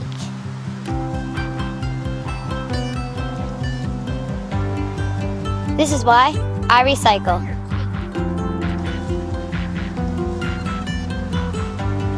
This is why I reuse. This is why I take the bus. This is why I compost. This is why I bring my own bag. And a huge thank you to Shimano and again KMC Chains. This is KMC Cyclo-Cross Festival here in Providence, Rhode Island. And we have just picked up, I think that's Tim Johnson sitting a strong second place. Look, for about a lap ago, it looked like Tim Johnson was throwing everything into this and seeing if he could catch Jeremy Powers, but that has not been the story of the afternoon. Jeremy Powers has taken a page out of the Katie Compton race book here today, and he's charged away and trying to do this solo. Yeah, but what it has meant, it's meant that Johnson, whether he was trying to catch Powers, which I'm sure he was, has drawn himself clear of that chase now, which is Jonathan Page just moving past Zach McDonald and giving him a little bit of a cushion in second.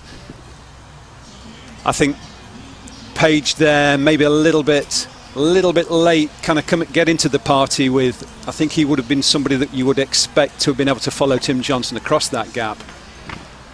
Don't think he ever quite got in contact with Johnson on that first lap.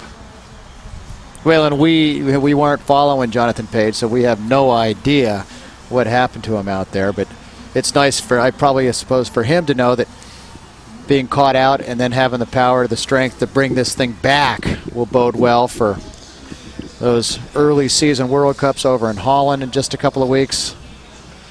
Tim Johnson right now, though, he wants to stay away. I think he wants that second place today, and that would mean that his form is coming back and coming around. Looks like these guys are trying to favor the outside edge of these lines. Is that just the speed they're carrying, or is maybe a little bit more traction out there? Yeah, and I think when you get to a stage of the race like this, you just aim for the green. The green has got grip. You know, with the rain stopping now, it is slippery. It's, you know, watching on the screen, it looks quite grippy, but you know, they'll definitely be aiming for the edges. Not always easy, especially when you've got quite a lot of loose course tape blowing around. It's easy to get bars hooked up. Is that Alan Krugoff? I think it may be, the Noosa rider who was up leading the charge and trying to catch Jeremy Powers a few minutes ago. I don't know if he's having a mechanical issue, but at a span of about 100 meters, it looked like Krugoff went from about 5th back to outside the top 10.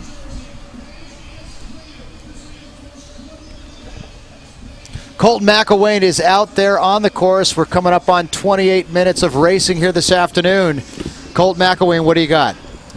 Well, thanks, Larry. Yeah, we got a lot of attention at the front of this race, as deserved. But one group I always like to pay attention to is that pack fighting for UCI points. Today, a UCI C1 event, points going 15 deep, and there's a good group of guys there fighting it out for those final spots. Right now, it's Troy Wells, Cody Kaiser, Anthony Clark, and Sean Milne. So a great battle, and you can count on those guys getting updates in the pits, knowing where they are. So just another story there within this story to keep an eye on. Those guys fighting very, very hard here. 16th place on a day like today, really the worst position you can be in. Hey, Colt, well, I still got you.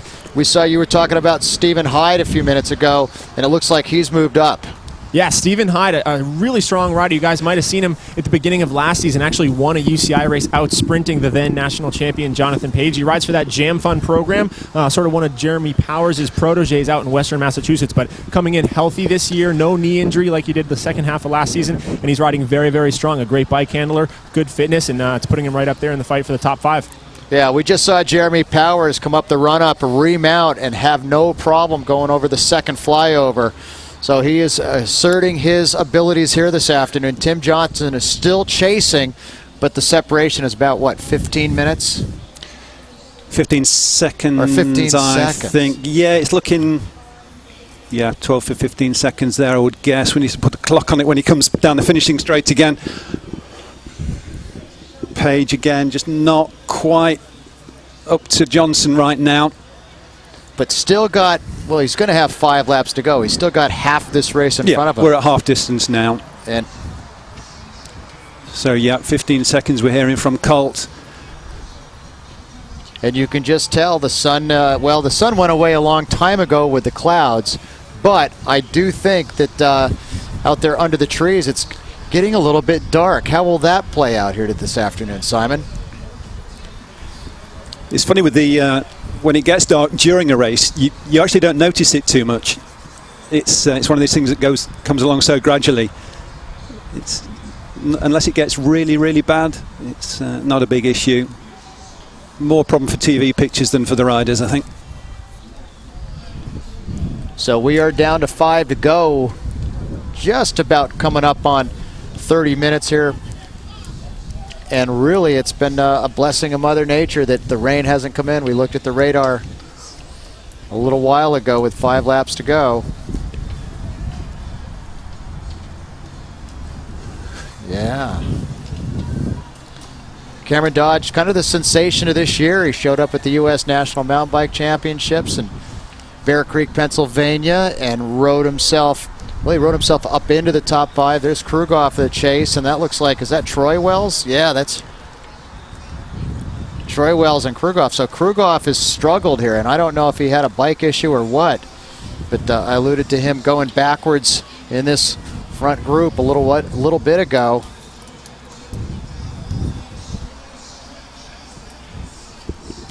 But wouldn't be surprised if he just took himself a little bit too deep into the red for those couple of laps when he was trying to stay with Powers and McDonald. And just paying the price for it now. That engine light that was flickering on in the red zone and said slow down, you're overheating, you're overcooking yourself, you should have been paying attention. Exactly. But, you know, I admire riders doing stuff like that. I think, you know, they get a taste for racing at the front, and eventually they can do it for a few more laps, and eventually they can do it for an hour. So no criticism at all of Krugoff there for trying to stay with Powers for the first part of this race. Well, it's all good experience. Steal from our colleague Dave Toll's repertoire. In order to risk winning the race, you take a big chance at sometimes losing the race a little bit. And Krugoff took the chance here this afternoon, and it looks like maybe showers beginning to fall. Yeah, sunglasses being tossed off there. Either the wrong lenses or just getting that little bit darker.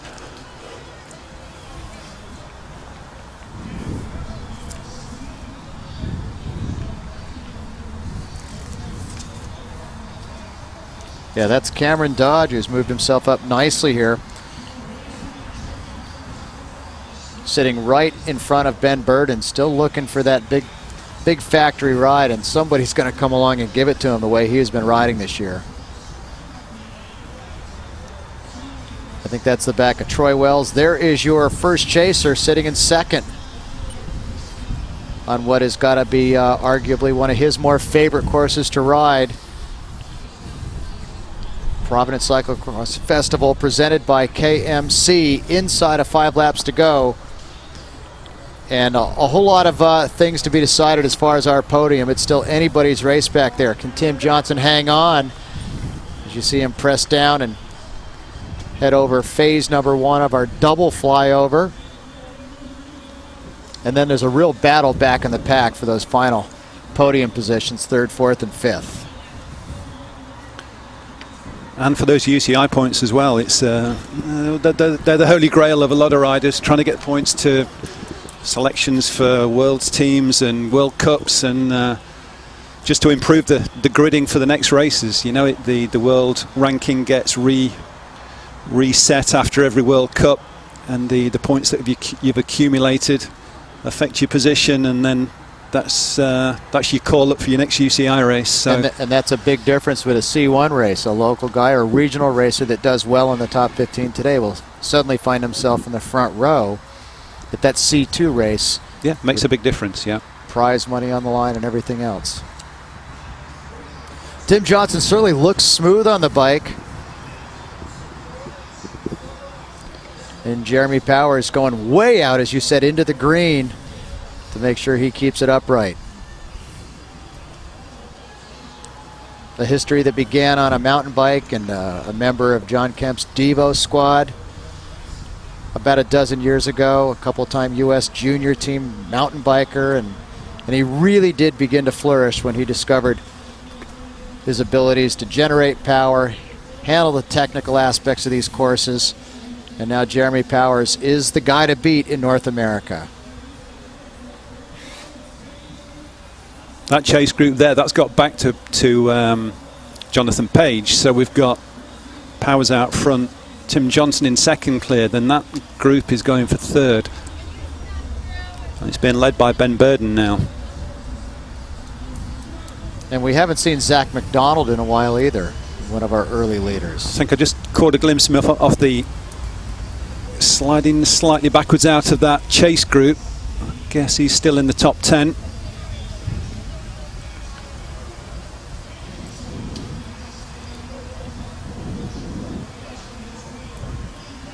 We may hear that Alan Krugoff has crashed out there. So what was a great early start, and you can see the rain is beginning to pick up. Colt McElwain, where are you?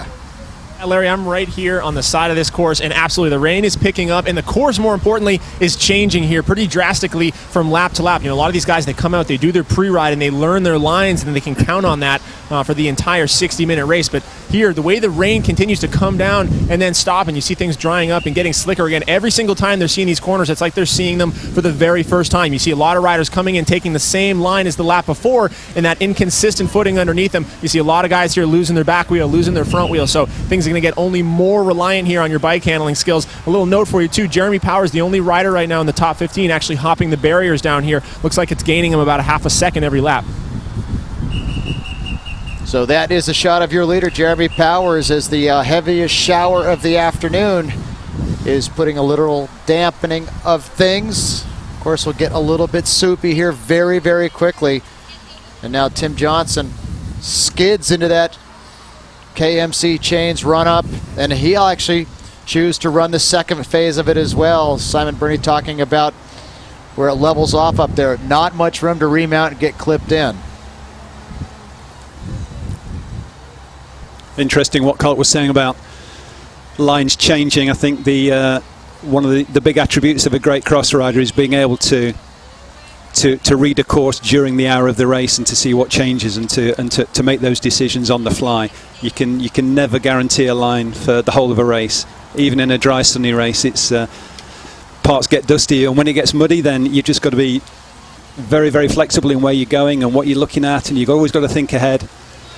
And lap to lap, as weather changes, as temperatures change, and you get these races at the end of a day, not quite so much here because the temperature's pretty stable, but later on in the winter, when at the end of a day that you can have a big change in temperature. 36 to 29. Yeah. That thing's set up. We're at 4 to go.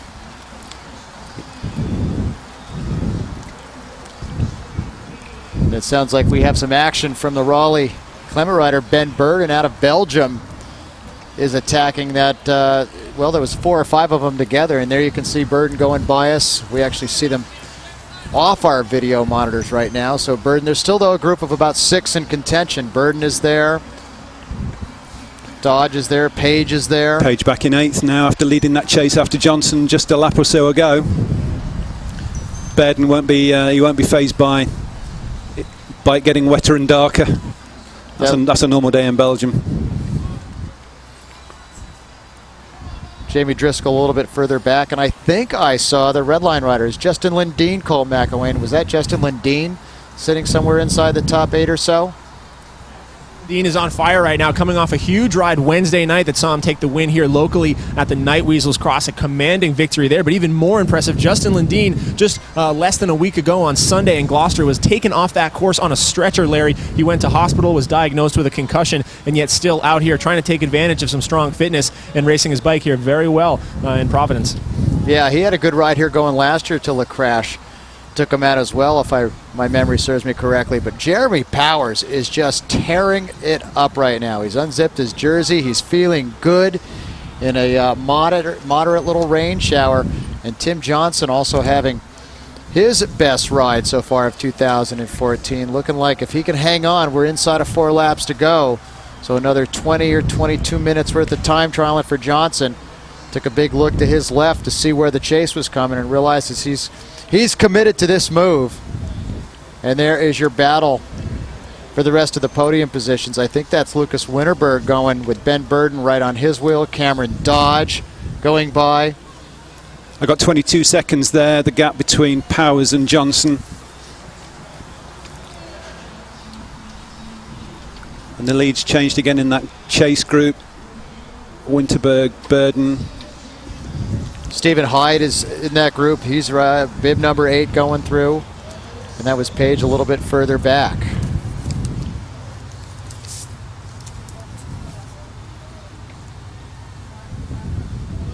As Johnson goes through the Whole Foods barrier section, that's a section that we've been watching. Jeremy Powers risk a little bit when you try to bunny hop barriers. I mean, you don't get over them, and well, you either get it right or you mess up royally. You mess it royally. Yeah, there's no half measures with barriers, but Powers is, if anybody's confident jumping barriers, it's him. He's got the technique down for that one.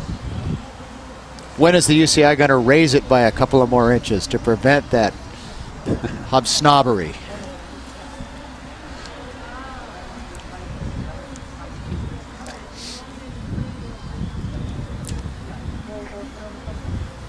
Colt McElwain. You see Alan Krugoff out there. What's going on with him?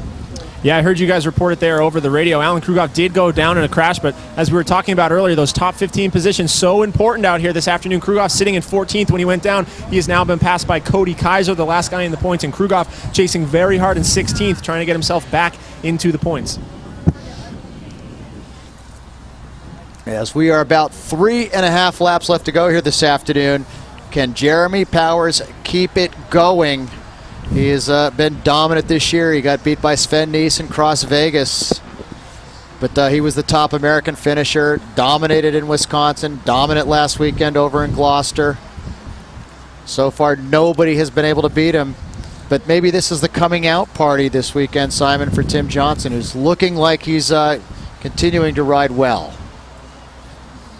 Yes, and I think Johnson's got such a pedigree, such a class act for a lot of years that, you know, if he's in shape, that he can finish top 3 in a race like this. I think the days maybe of him going across to Europe and finishing, you know, top 15 in a World Cup are limited now, but in a race like this, Johnson, you can still rely on him. He's your consummate pro. He'll do whatever it takes to keep chasing and to keep racing, and I think as long as he's healthy and injury free, he's a credit to the sport. He's been around a long time. You know, he was a world medalist, was an under 23. I think it was even back in the 90s. That was a long time ago. Oh. Yeah, but those 15 years of experience at that level, just you know, you can just see it in his riding. And the same with Powers to some extent. You know, he's not been around as long as Johnson, but he learned from Johnson. They were on the same team for a long time, and it was almost like the master and protege, really, for a few years there when Powers was on Cannondale with Johnson. And really in an era back when Tim Johnson was just coming into the scene, where the New England region was the powerhouse. There was a little bit of racing going on out west, but it was certainly all about what was going on here in Massachusetts, Rhode Island, Connecticut. Going to be interesting to see how Powers develops this season. He's been on the cusp for long enough now that he needs to make that breakthrough season to start establishing himself, to try and get closer to those World Cup podiums. And he's in a situation now where he can call his own program, he can call his shots. He's got his own team together. He's taken, as I understand, a slightly different approach to this season. He's not racing as much. He can pick and choose a little bit more. He's going to spend a little bit more time in Europe doing some of the races that give you that experience and give you that week-on-week competition against the guys that he really needs to be now racing against. And he's got enough of those coveted UCI points where he'll get a start position in that grid, where he's, as you said, he's going to be able to do something if he's got what it takes. Absolutely, yeah. So there's our chaser, Tim Johnson, trying to ride to second, and so far doing a great job of that. And I didn't quite catch, maybe Colt McElwain did, who has come out of the fray. And we had one rider, it looked like to me, that was clear in third place. Colt, did you see who that was?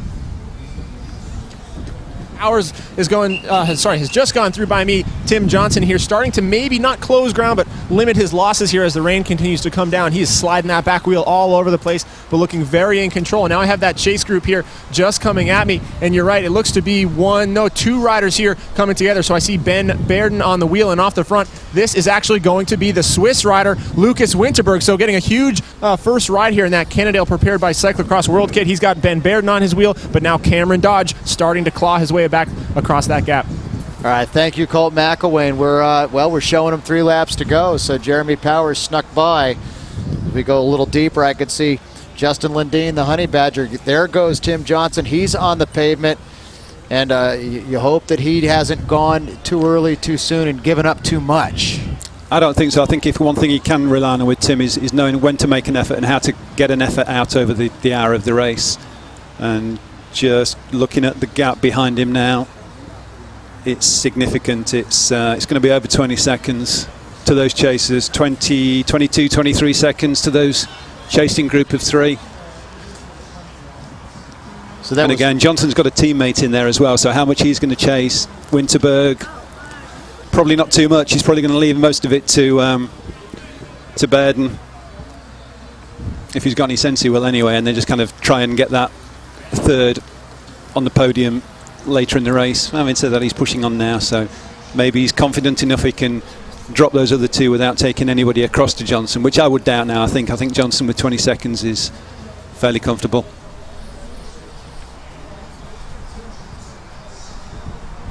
We thank you for tuning in. Our webcast here this afternoon has been presented by Shimano. You're watching final couple laps. Powers in for a bike change. Oh, Powers is going to get a fresh bike, and probably a smart move at this point, knowing he's got as much time as he does. Absolutely, yeah.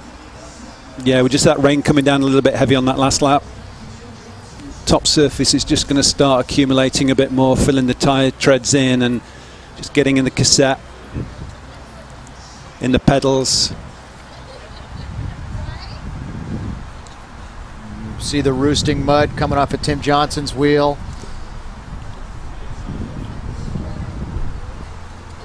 It looks like he took a look to see where Powers was, but right now he's riding for second here this afternoon. We're just over 45, now into 46 minutes of racing here at the KMC Cyclo-Cross Festival. Winterberg, Cameron Dodge, and Ben Burden, and there's your battle for those final podium positions. Again, a good course for riders to know what's going on in the race, where they are, what the gaps are. Lap on lap, you can see where you're crossing riders. This course doubles back on itself a few times.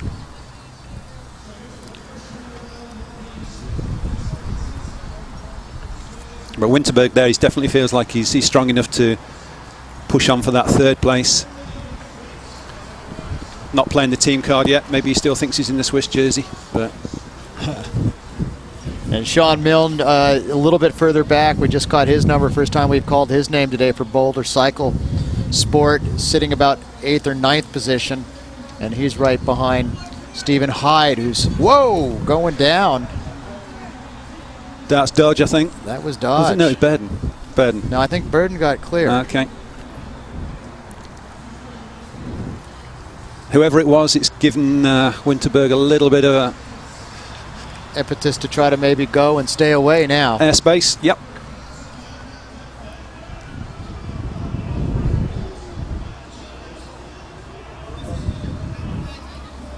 Yeah, so that was Cameron Dodge, and trying to get those tires to bite, and not the case here this afternoon. And unfortunately for Ben Burden, that was the wrong time for him to be sitting on Dodge's wheel.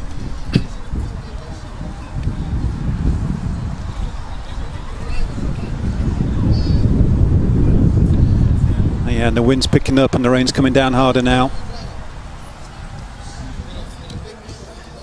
And the light is fading. But we will squeeze this in before dusk here. Providence, Rhode Island. Rain has been falling now since roughly a light rain since the start of the women's race about an hour and a half ago. And you can see the course is getting more slippery by the minute as Jeremy Powers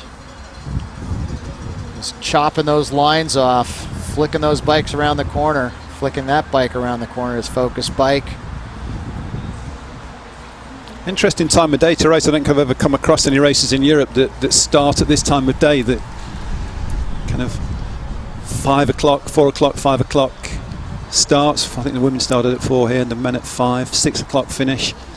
Quite late in the day. Well, I think probably we were hoping that we'd have a sunny day, and the literally hundreds and hundreds, probably nearly 1,000 amateurs racing today would have been hanging out and enjoying themselves down there in the Harpoon Beer Garden. So there's Winterberg and Ben Burden. So Ben Burden's responded. He had to grab pretty much a handful of, whoa. I think that's bit of a coming together there. Jonathan Page and the Boulder Cycle Sport rider.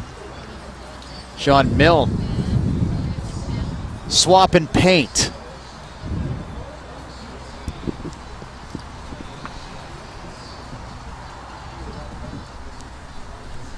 Those mats there, you can see that's like an artificial turf they've put down to try and protect some of the sections that could get pretty soft close to some trees that are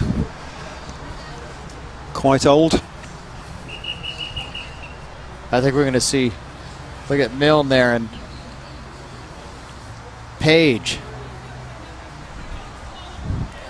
looking at each other. What are you trying to do to me?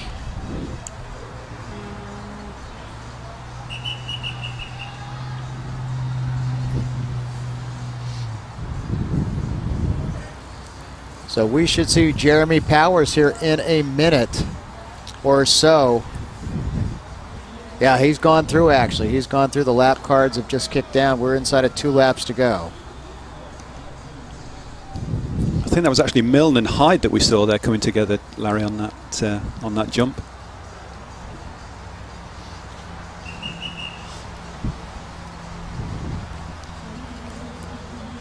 Need to catch up with what's going on those kind of 3rd, 4th, 5th.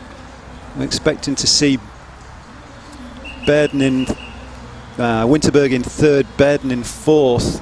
What's going on behind there right now?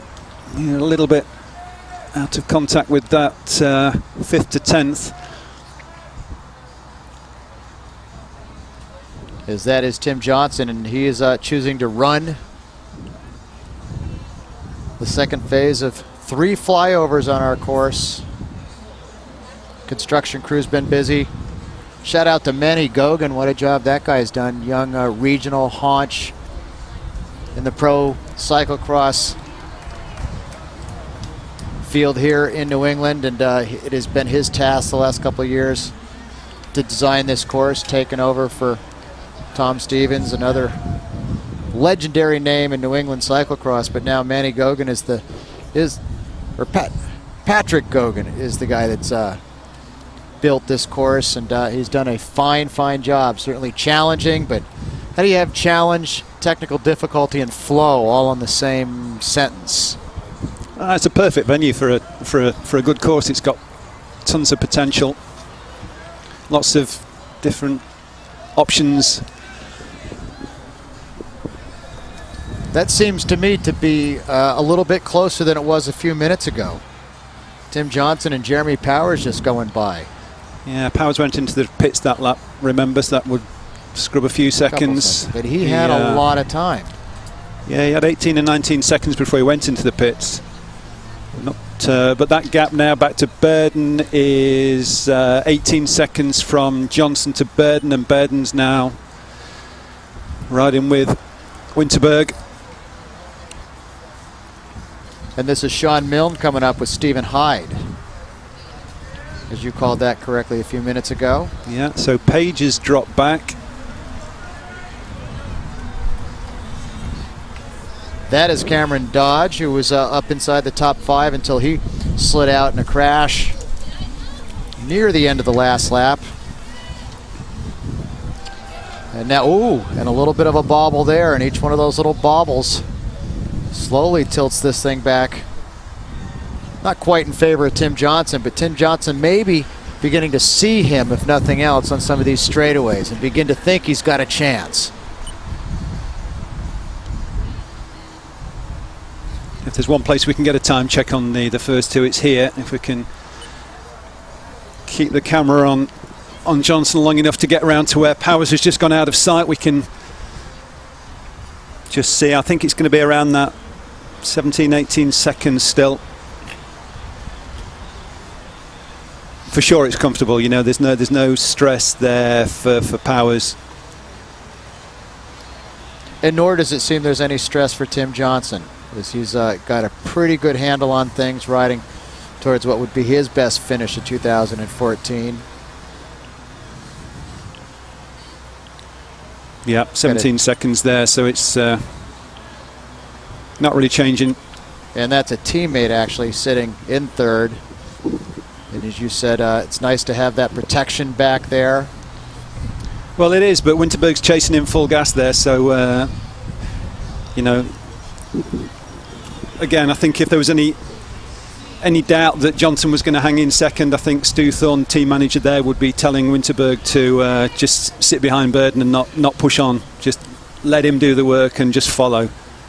Just on the off chance that Bairden could take them both up to Johnson, Winterberg's got something left in the tank to try and kind of attack over the top of that move. But right now, that's not going to happen. There's enough distance between Powers and Johnson, and between Johnson and Winterberg and Bairden to keep the status quo, I think. Colt McElwain out there in the rain. Hopefully you're staying dry, Colt. Oh, no way, Larry, but that's okay. This is what cyclocross is absolutely all about. We couldn't have hoped for better conditions here in Providence. This course, so much more fun when it's slick. Maybe the most challenging part right now, as I see some of the spectators taking things out, is underneath these trees right now. We're about 10 minutes away from sunset, so things getting very dark out here. So add that to the mud, the slipperiness, the hardness of visibility, and this course is really treacherous right now. Yeah, we've seen a couple little modest slide outs in the last lap and a half as it is only getting wetter. Dried out for a little bit the first couple of laps of this race. We're actually under relatively good fast racing conditions, but the last 30 minutes or so the rain's begun to fall again, and you can see Jeremy Powers using every inch of this race course well out, as Simon Burney said, into the green, searching for good traction. And he should be coming to us here momentarily. We're coming up on 57 minutes of racing. And that lap counter is going to be skipping down to 1, and we'll be ringing the bell. There'll be 1 lap to go here very, very soon.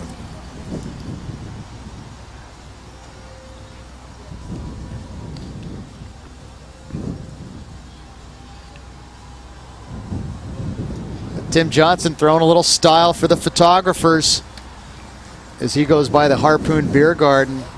And there's that battle for 3rd and 4th between Ben Burden and Lucas Winterberg. Swiss rider and a Belgium rider coming up and sort of out there by himself now in 5th position. And he'll be heading into this little tabletop jump in a minute. That's Sean Milne out of Colorado.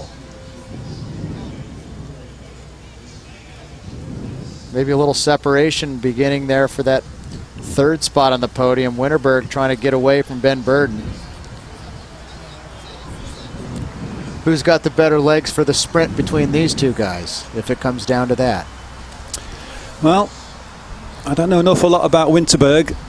I know a little bit more about Burden, and Burden's definitely got a kick on him, but looking at the gap that's just opened there, I would say that Winterberg at the minute's got the stronger legs.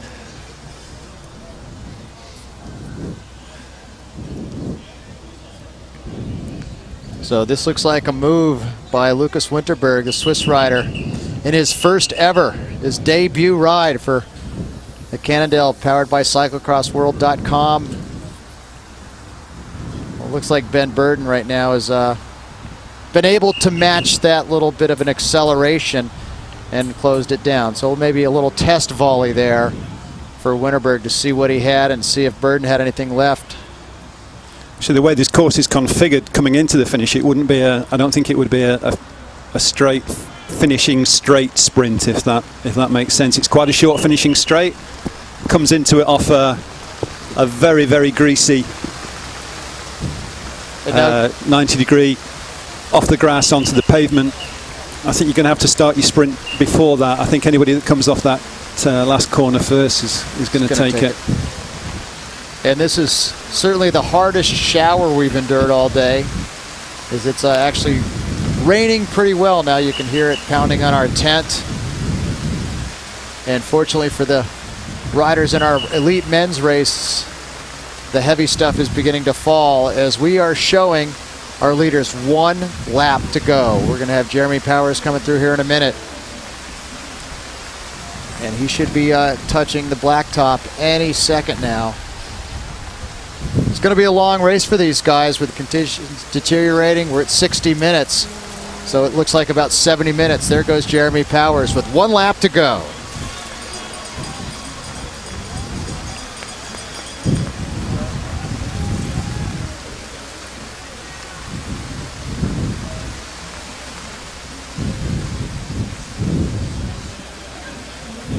So we should see Tim Johnson here any second. 18 seconds before, and Simon Burney's running the clock. Now it's opened out significantly now. That's over 30 seconds.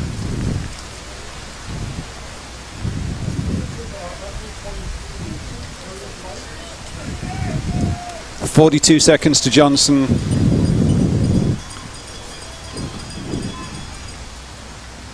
So was that a Johnson bobble somewhere? And would the winner bird? I don't think that's a Johnson bobble. I think that's a Powers acceleration. Well, that's just Powers continuing his progression. I think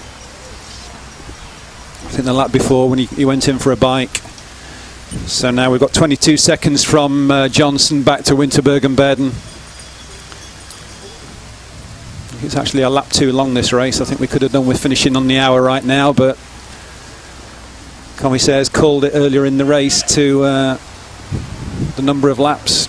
It's going to be a 70-minute race. Going to be close to a 70-minute race, yeah.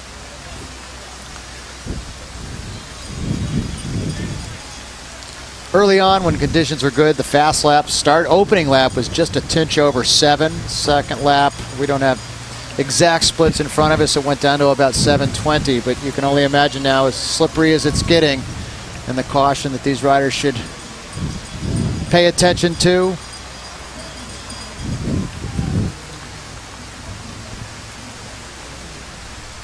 Was that Stephen Hyde making his way back into podium contention? You get a sense for how wet it is out there, people wrapping themselves in trash bags. Tim Johnson, though, just another fun day at work. Another day at the office for Tim. He's had many days like this.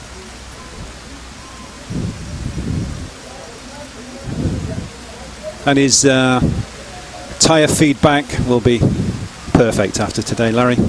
Yeah, he got to sample in about 3 different sets of dirt out there. I wouldn't quite call it dirt, but now it's getting slippery. Now it's getting wet, very wet. The shimmer is a shining.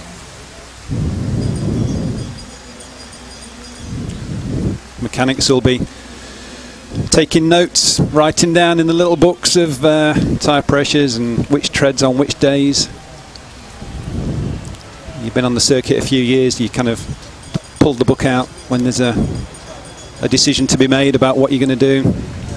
Gives the rider confidence that what they've done before. And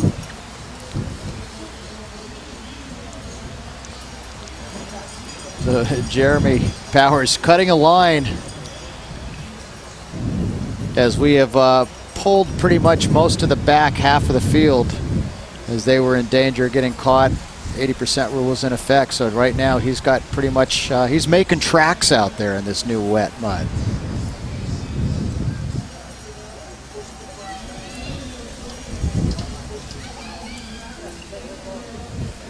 But I think what we're seeing again, we talked about it earlier. It's the mimic of Katie Compton in the women's race. It's a rider that's in good shape, confident, starting the season exactly where they want to be, with an ability to ride off the front of a race, to dictate the pace, and to be comfortable riding alone. You know, just that first half lap, just to kind of get the measure of where people were and who might be in good shape. And then once he'd taken off, you know, he was confident and he could ride within himself. And it's another box ticked off already for Powers. It's, you know, he wouldn't expect to be beaten here, and that's almost when there's a little bit more pressure. All you can do is lose a race. You can't really, you know, gain anything. It's but it's just a good confirmation of where he's at heading into the first big race for him in the next couple of weeks. Really, I think obviously Vegas was a big deal, the season opener for most people, and the chance to ride against Sven Nys and Lars van der Haar.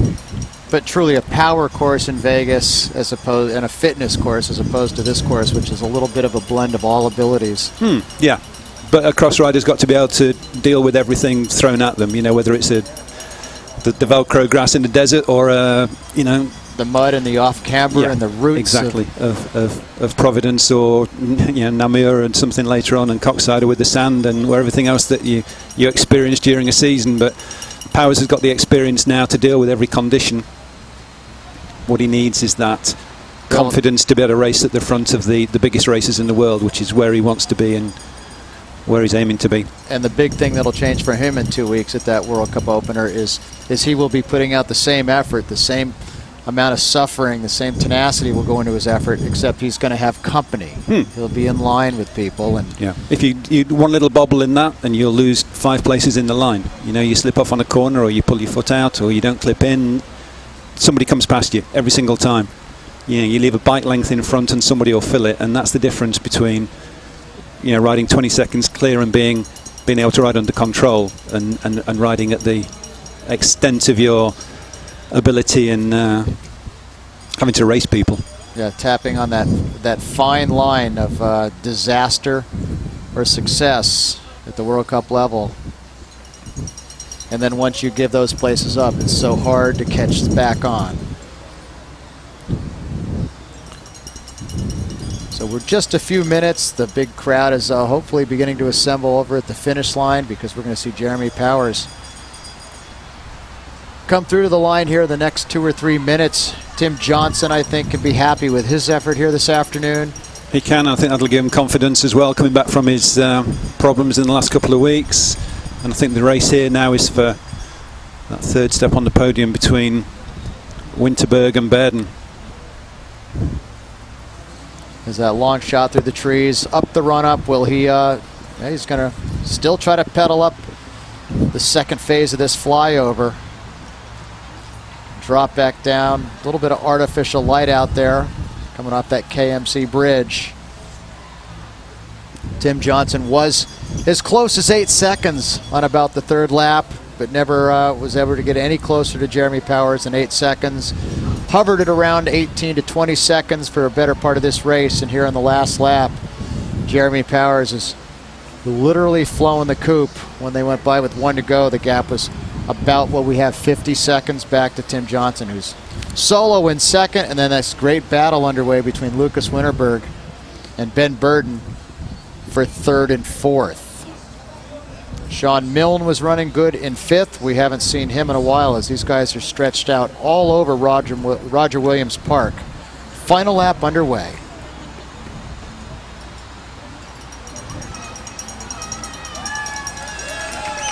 There he is. He's on the pavement, and he will celebrate victory here.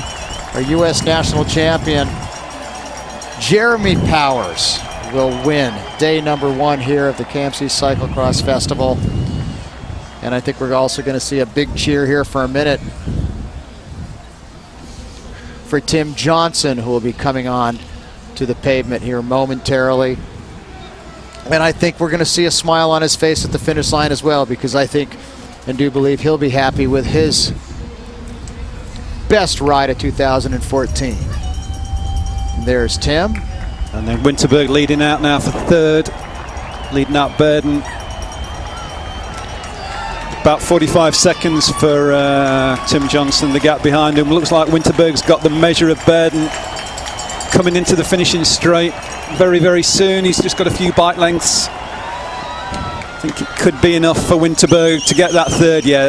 Yeah, and he's a sprinter. No problem. Yeah, now I know he can sprint. Yeah, he's got the snap. Ben will sit up and say, well, that was fun. I got to do what I like to do best, and that's ride around in the mud and the rain. And a podium for Raleigh Clement as well.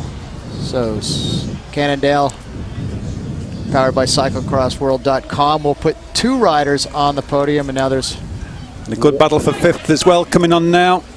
And that's going to be Cameron Dodge, who has weathered the proverbial storm here this afternoon. Look at Lundeen sprinted out. I think that was Sean Milne that he sprinted it out with. We'll have hopefully some top 10 official results for you here in just a minute. There's Jonathan Page, former U.S. national champion, silver medalist at the Worlds a few years back. He'll come through inside the top 10. As these guys are racing for prize money, they're racing for UCI points this afternoon.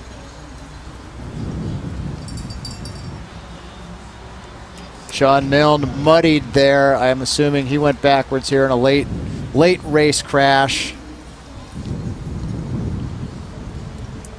But we got it done. Looks like the award ceremony will happen under the lights for sure. And I know we've got Colt McElwain out there somewhere. Colt.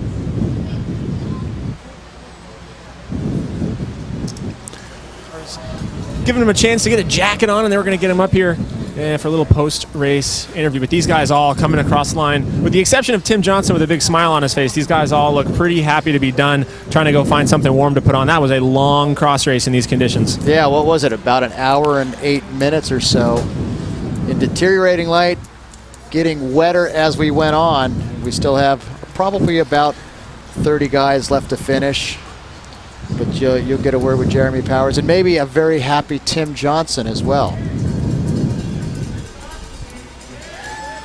We'll do this all over again tomorrow. Same schedule with amateurs kicking it off early in the morning here in Roger Williams Park. Nearly 200 Cat 5s sharing this world-class track and taking it all the way up to the elites in the afternoon.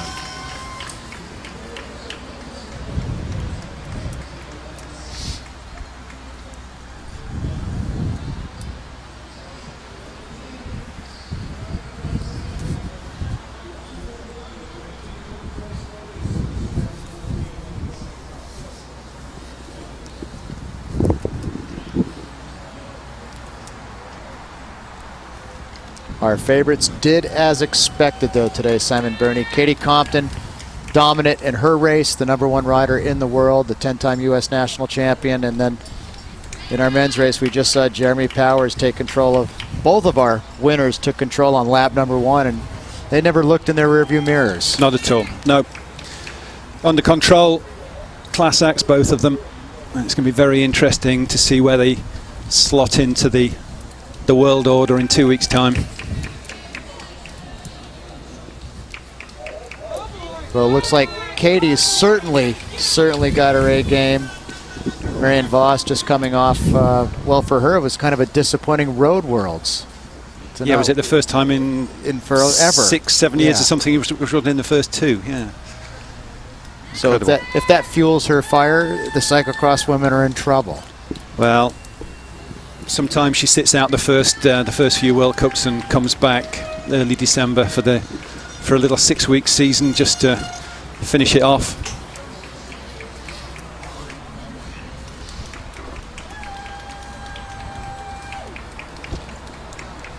As the rest of the men's field trickles across the finish line, Colt McElwain out there somewhere. And for the first time this year, the men get to go home and wash their kits. No sign of Jeremy Power. So it sounds like we have Colt McElwain down there by the finish line somewhere with...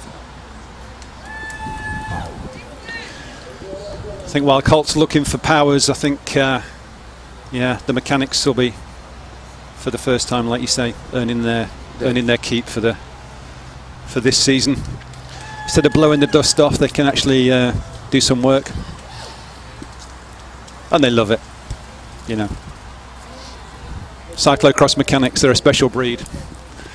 It takes a hardy soul to stand out in a pit, cleaning bikes for an hour with the jet wash, and then doing it all again at the team trucks. Well, the only rider to go into the pits was Powers, but I'm sure that others did as well here this afternoon. Surprisingly, no mechanicals that we saw anyway from our perspective. I don't think we saw any flat tires. No wheel changes having to be made. Beautiful venue, just a couple of miles from downtown Providence. World-renowned park. Great builder's ball last night. Did you see some of those custom bikes? Beautiful bikes. Yep, there was some nice nice stuff made out of steel for sure. Took me back 30 years to when everything was steel.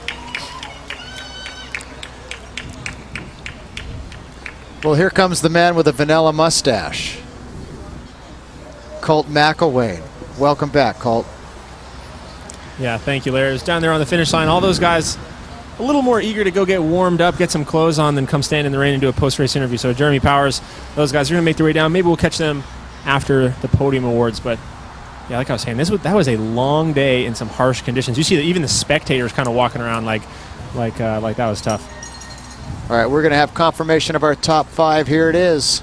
Jeremy Powers, the Rafa Focus rider, will take yet another win here as he has been dominant in 2014. Tim Johnson, his best showing of the year, racing for Cannondale, powered by CycloCrossWorld.com.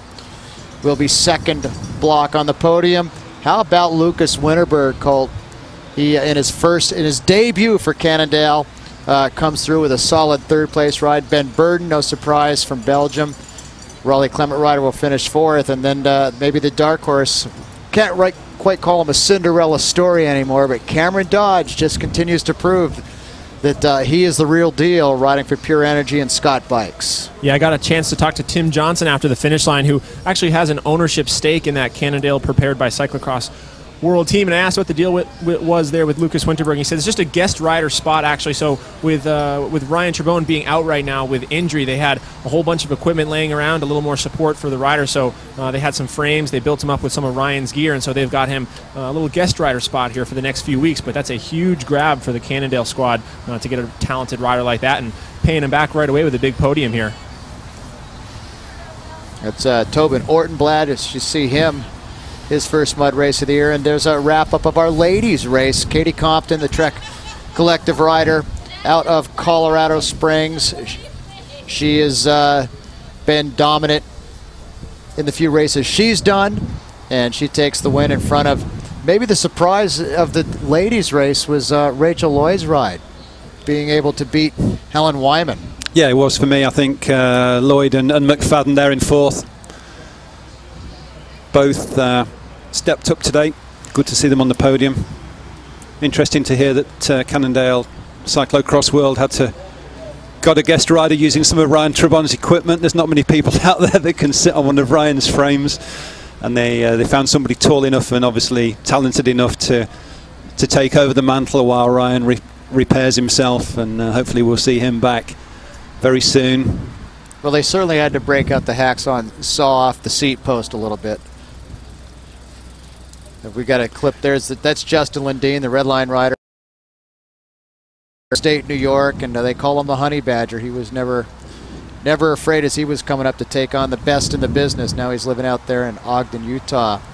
So a little bit more bi-coastal, his racing campaign. Looks like we got our winner today down at the finish line with Colt McElwain. So we'll send it down to you, Colt, with Jeremy Powers. All right, thanks a lot, Larry. I have the winner down here, Stars and Stripes jersey. National champions going 2 for 2 today. Jeremy, that was an insane race, like an hour and 8 minutes. You had all different kinds of conditions. The sun was going down. Tell me about that one. Yeah, definitely. It was getting dark, and the conditions turned for the worse. I was pretty excited for a muddy race today, and you know, that's World Cup length, 108. So we won't see me racing tomorrow because basically what I'm doing now is I'm just doing one day, absolutely as hard as I can go, and so that was my best effort today. That was as hard as I could go for an hour and 8 minutes. Tell me about, the mud in the past has maybe been, if there was a chink in your armor, you've had some struggles in that in the past. Zach McDonald has beat you here in similar conditions. When he went off the front early on, how nervous were you? And tell me about, like you said, just giving that all-out effort and trying to take it really wire to wire almost. Right, yeah. I'm pretty confident now in the mud. This isn't like deep mud, so that's still something that I'm training, pretty seriously. But definitely I feel as though I have this under control. And, I've been training a lot. Every day that it rains, I'm out there in the rain training for mud. And I've been doing that for the last couple of years. So I think that has paid off, and, trying to make that weakness a big skill of mine. So today was a great test. We'll definitely be seeing mud in Europe and at the World Cup circuit. So yeah, this was awesome. And really hats off to the Providence Cyclo-Cross Fest for a really challenging course. I felt like I was challenged, and it was really hard for me today. So. The real question with this is this a World Cup caliber cross course? A lot of rumors, a lot of talk about trying to bring all the international field over here in years to come. Yeah, I hope so. Every time I've come here, it's always been something that's been challenging and fun, and I had a great crowd today, and there's a lot of excitement around the event. I hope that the UCI is able to bring a World Cup here, and I hope that I'm able to be a part of it. Congratulations. Awesome. Thanks so much, and thanks for tuning in. Back to you guys, Larry. All right, thank you, Colt. Well, Simon, it's been a great day out here. Pretty impressive couple of rides by... It has, yeah. We'll just look at the highlights of the men's race. It was interesting first half lap or so that we saw Zach McDonald, and finally Powers took off, chased by Tim Johnson. And kind of the breakout ride of the year, a little style there by Tim Johnson. Yeah, then the rain came down. It all went dark. Good to hear Good to hear that Powers has been practicing in the rain. That's the sign of somebody that's motivated to improve his weaknesses and to try and make that step up to the world level. Well, it's a good thing he's a Northeast-based rider. He'd be having to sneak into parks everywhere else in the West and turn the sprinklers on. Right. Then the great battle for third once that had settled down a little bit. Yeah, Winterberg and Burden going at it. Pretty much the second third of the race. And Winterberg won that sprint. There's Jeremy Powers coming across. He will take the win. Tim Johnson was the only rider to smile at the finish line. As we are wrapping it up, it's been a good day out here with Jeremy Powers taking the win for Rafa Focus. And it looks like that's pretty much going to be a wrap on the day. We're going to do this all over again tomorrow. The weather's supposed to cooperate. I believe showers are supposed to end tonight. And based on how hilly this course is, I suspect it'll drain well if it rains any harder. And maybe down there in the lower sections it could be a little bit wet, but we should have some fine racing for day number 2. I'm sure we will. Colt, final words. You always have something to say. Yeah, it's just awesome. I mean, like we say, as a spectator, for those of you guys watching on your computers or on your TV screens, I mean, this is what you hope for. This is why we love cyclocross. You know, we get road racing, we get mountain biking, and those other elements the rest of the year. But to come out here and slide around in the mud and to have really 2 super talented American riders to be excited about here with Katie Compton and Jeremy Powers with the World Cup season starting soon, there's really no better time to be a cyclocross fan. And I mean, I speak for everybody out here. I just love this sport. Tim Johnson tomorrow maybe get his first win of the year with Jeremy not towing the line. Yeah, I was just going to say, well, second place is really the best anyone can hope for, but right, with Powers now focusing, with the World Cups only being one day, and so really trying to emphasize getting that maximum effort just on one day, yeah, really opens the doors. But I think we're going to see everybody realize that once they don't see him on the start line. You're going to see a lot more people going for it early on, so the conditions are going to be different. The weather is going to be, I hear, maybe high 70s, so this thing will completely dry out. It's going to be a completely different battle, and completely different guys could find their ways to the front. Well, we are waiting. I think we're going to go to an awards ceremony here soon, our top 5 men. And it looks like we're going to send it down to Joe Jefferson. I think we are. So Joe Jefferson, who's been doing the live call out there today, will present our top 5. In fact, there they are. Tim Johnson. Third position, Lucas Winterberg. He looks like he's tall enough he can wear Trebon's clothes. Yeah, chamois right there. Lucas Winterberg. En troisième position et gagnant la médaille de bronze de l'équipe Cannondale powered by Cyclo-Cross World, nous félicitons Lucas Winterberg.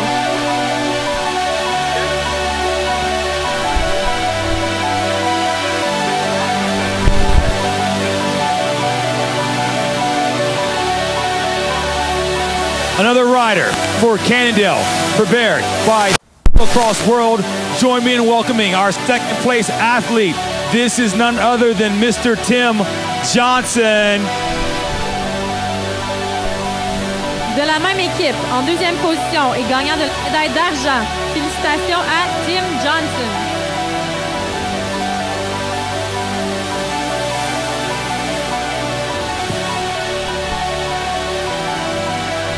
Without further ado, your 2014 KMC Cyclo-Cross Festival race winner, racing for Rafa Focus. This is none other than Mr. Jeremy Powers. En première position, gagnant de la médaille d'or et du trophée Divine Providence Champion de l'équipe Rafa Focus, donnons une main d'applaudissement à Jeremy Powers.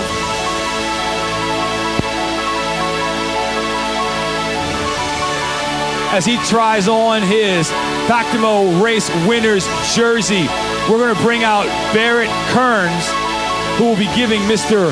Bentley Lee of KMC Chains America our new Race Winners trophy. Round of applause for Mr. Bentley Lee, please, ladies and gentlemen. Nous présentons maintenant notre trophée Divine Providence, fabriqué par le sculpteur Barrett Kearns et présenté par M. Bentley Lee, chef exécutif chez KMC America.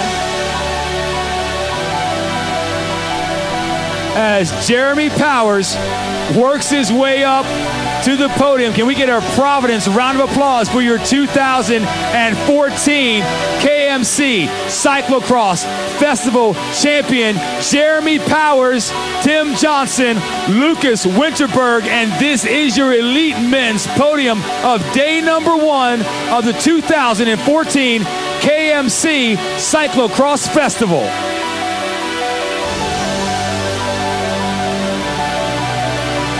With that, ladies and gentlemen, we're wrapping up day number 1. We're going to be back tomorrow, same place, same channel. We're going to send things up to my man, Brad Soner, up at the Smithsport Optic Observation Tower. I'm Joe Jefferson, signing things off from down here at the Temple. Thank you very much, Joe. Shimano, for presenting our webcast here this afternoon. This has been a KMC Cyclo-Cross production with webcast presented by Behind the Barriers and Shimano. We'd like to thank our director, Jeff Greenwood, and producer Glenn Stillwell, our executive producer, Emily Powers, and all of our technical manager, Jose Burgos. Also, a shout out to Simon Burney, our analyst today. Thank you, Simon, and Colt McElwain. It's been fun. I'm Larry Longo. We'll see everybody day number 2 tomorrow, bright and early.